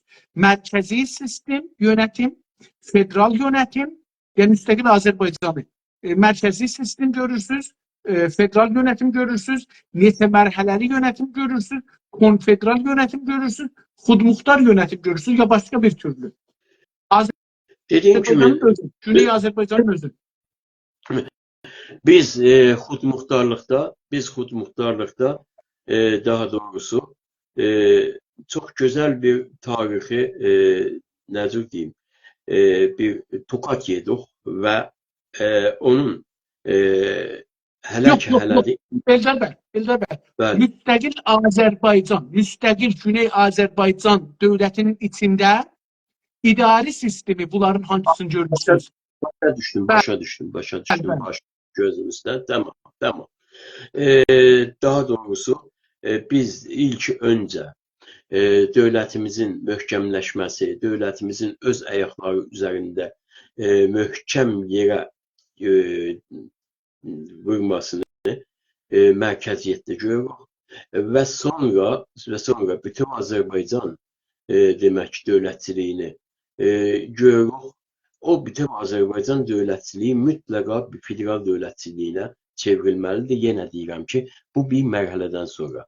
Yəni möhkəmlənib və tam demokratik Birinci mərhələdə bir neçə il içində mərkəzi dövlət, müstəqil Azərbaycan mərkəzi yönetim, sonra Kuzey Azərbaycan Cumhuriyyəti ilə birlikdə ya Türkiyə ilə birlikdə bir konfederal ya federal bir sistem düşünürsünüz. Biz Güney Azərbaycan və Kuzey Azərbaycanı bir federal, bir konfederal görmürük. Biz demək ki, Güney Azərbaycan və daha doğrusu Kuzey Azərbaycanın birləşməsini bir dövlət görürük. Ancaq bunun da təbii ki mərhələsi vardı. O mərhələsi ki, parlament mərhələsindən keçirib və bunu da gələcəkdə idarəçilərimiz özləri necə aparacaqlar qabağa görürük. Və sonra da əlbəttə ki, Türkiyə ilə birlikdə konfederal sistemi öngörürük. Gözəl, gözəl. Azərbaycanın rəsmi siyasal adı üçün hangi adı təklif edirsiniz? Gələcək o müstəqil Azərbaycanın. Azərbaycan Türk Cumhuriyyəti. Azərbaycan Türk Cumhuriyyəti. Güney Azərbaycan Türk Cumhuriyyəti, Azərbaycan Türk Cumhuriyyəti. Təbii ki, Güney olunca Güney Azərbaycan Türk Cumhuriyyəti. Tamam. Adı üçün rəsmi adı istəyirəm. Xidmətinizdən rəsmi adı olsun. Güney götürülür, olur Azərbaycan Türk Cumhuriyyəti. Bəli, Güney Azərbaycan Türk Cumhuriyyəti rəsmi adı olaraq önərirsiniz. İndi bir çox bayraq var. Siz bayraq haqda hangi, əlbəttə bunu danışmışıq, amma yenə də burada soruşum. Bayraq haqda hangi düşüncəni mənimsirsiniz ya daşırsınız? Bəli, hal-hazırda bizim milli hərəkatımızda yaygın şəkildə yayılan və qəbul olunan vaxtilə, zamanı ilə daha doğrusu üçüncülü bu Babək qalasında olan seçilən simgəni Azərbaycan milli mücadilə simgəsi kimi qəbul edirik. Azərbaycan milli siyasi simgəsi kimi qəbul edirik. Mücadiləsi simgəsi kimi qəbul edirik. Və Azərbaycanın bayrağının nə olacaq, nə olmayacaq, onu parlament təşxis verər və parlamentə nə önəriləcəksə, bəlkə biri də bizim tərəfimizdən önərilər, biri başqa tərəfimiz, başqa bir təşkilat tərəfimizdən önərilər. Bəlkə də hal-hazırda mövcud olan simgə önərilər. Orada demək olar ki, parlament təşxis verər ki, hansını bizim bayrağımız Güney Azərbaycanın rəsmi olaraq Güney Azərbaycanın bayrağı olsun. Keçib bayrağı və ondan sonra bütün Azərbaycan bayrağını biz hal-hazırdakı Kuzey Azərbaycan bayrağını daha uyğun görürük. İndi əcəba müstəqil amma federal bir Azərbaycan, siz də işarə buyurunuz ki, Azərbaycan bir bütünləşəndə federal olacaq. O federal Azərbaycanda hər federalın özünə özəl bayrağı, parlamanı, dövləti olacaqmı? Təbii ki, hər federalın Kanada kimi, Amerika kimi, bunlar kimi.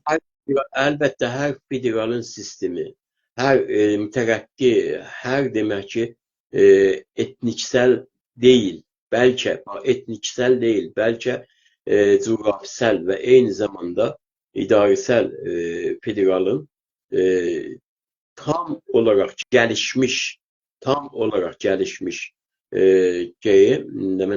nizami sistemi Azərbaycanın da nizami sistemi olmalıdır. Tam demokratik üsullar üzərində. Eldar bəy, bu günləri proqramımız kəsildi. Mən bilmirəm ki, nə qədər onda 1 saat 40 dəqiqə geçibdi. Bunda da bilmirəm nə qədər geçibdi. Amma fikirlərim ki, yordum sizi. Biraz... Yox. Heç mən yormadım. Mənə xoşdur. Kaş ki, bu həftə qurtarmasaydı, hər gün sizinlə olsaydı. Sizinlə danışmaq söhbəti. Mən də düzünü axtarsaz düzün deyim də, etiraf edeyim. İndi görürəm ki, İstibah eləmişəm. Kaş ki, hər partiyə bir ay vaxt verəydim, amma hərəsini bir gün, bir saat. O bir ayda gəlib, amma onda da mənim mali gücüm yoxdur. Yəni, mən istəyirəm bunu tez qutaram, işə başlayam, işləyəm, törək çıxartmalıyam. Yürüyəm. Onun üçün bir var ki, 12 ay, bir il çəkirdi. Bir ay, 13 olayım. Bir de var ki, indi məsələn çalışıram, bunu 2 ay yarımda, 3 ayda qutaram, qeydəm, çörək çıxadam. Deyiləm. Ərz edim ki, bəli, vaqəən deyim, indi istibahıma pey apardım ki, kaş mən bunu bir ay eləydim, hər gün eləydim, hər gün bir saat. Bir saat yarım. Amma olmaz. O da olmazdı. Yox. O da olmazdı. Eş qonaqlara da olmazdı, mənə də olmazdı. Amma bunu deyim, mən indi Cənab Uzunla bir bəhsləri burada üz elədik ki, heç partilərlə bura yetişməmişdik. Yəni, sizdən öncə 4 parti, 3 parti əslində huzuru olubdu. Amma onlara məsələn hakimiyyət demokrasiyadan bu üzə keçməmişdik. Yəni, azadlıq bəhsi, üzrəm, dövlət bəhsi falan bunlarda olmayıbdı. Məsələn, təhcə buracan Sayın Salih bəy Ildırım cənabları tərsli cavab veribdi. Amma məsələn, bu bəhs imkanım olmayıb orada. Yəni, bu bəhslər imkanı daha çox suala açıq verir adama. Hər halda, sizi bugün bu qədər tutum icazəsinə. Sabahları Təbriz vaxtı ilə axşam saat 9-da yenə xidmətinizdə olam. Amma getməmişdən öncə bu günləri də Cənab-ı 5-ci gün olaraq Milli Ərdəmli yazıram burada. Milli Ərdəmli unvanın təqdim edirəm. Çox sağ olun, çox gözəl idi. Çox olsun. Sağ olasınız. Cənabınız da mənə bir mənfi verdiniz. O da əlləriniz ağrımasın. Çox sağ olun. Onu da zehnimdə saxlaram. Onu da zehnimdə saxlaram. Əlbəttə bunu ərz edeyim. Mənim orada yazdığım buydu ki, milli hərəkətdə olan şəxslərin və məsələn, dünənləri Türkiyənin partilərindən danışdıq, sayın bəzi liderlərimizin adını səhvdik, hətta dedik, dispotdur falandır, onlarda mənfi vermədik. Çünki biz istiyoruz ki, milli hərəkətin içində olan insanlara daha sayğılı, təşkilatlara daha sayğılı, fərdilərə daha sayğılı olaq və bunları bir birləşdirici demiyor. Bir əməkdaşlıq düşüncəsi də var bu ortada.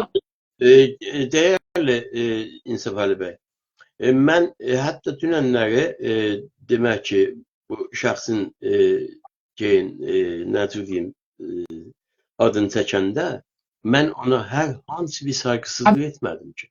Mən ona heç unvan vermədim ki, heç unvan.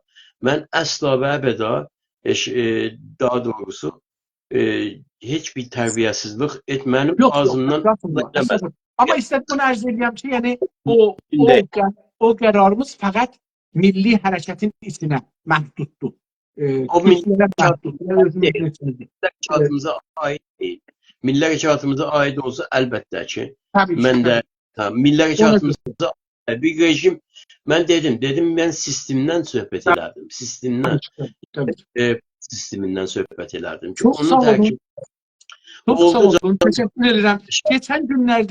Keçən günlərdə Salih bəy Yıldırım cənabları Güney Azərbaycan İstiqlal Partisi tərəfindən 6 gün gəlib 11 gün əslində şirkət edibdi və bunun 11 günün 10-unda Milli Ərdəmli nişanı və bir gün ən ərdəmli nişanını alıbdı.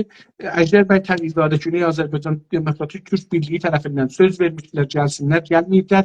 Hala umuram gəlsinlər, hələ də var umuram gəlsinlər.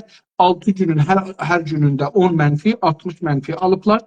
Yunus bəy Şamili Azərbaycan Demokrat Partisi tərəfindən iştirak elədi.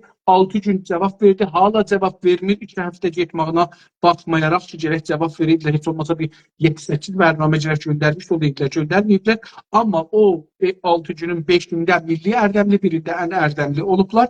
Salih bəy Kamrani Azərbaycan Mərkəz Partisi tərəfindən 6 gündə 5 gün iştirak edibdi. Hər 5-də də milli ərdəmli unvanını alıbdı.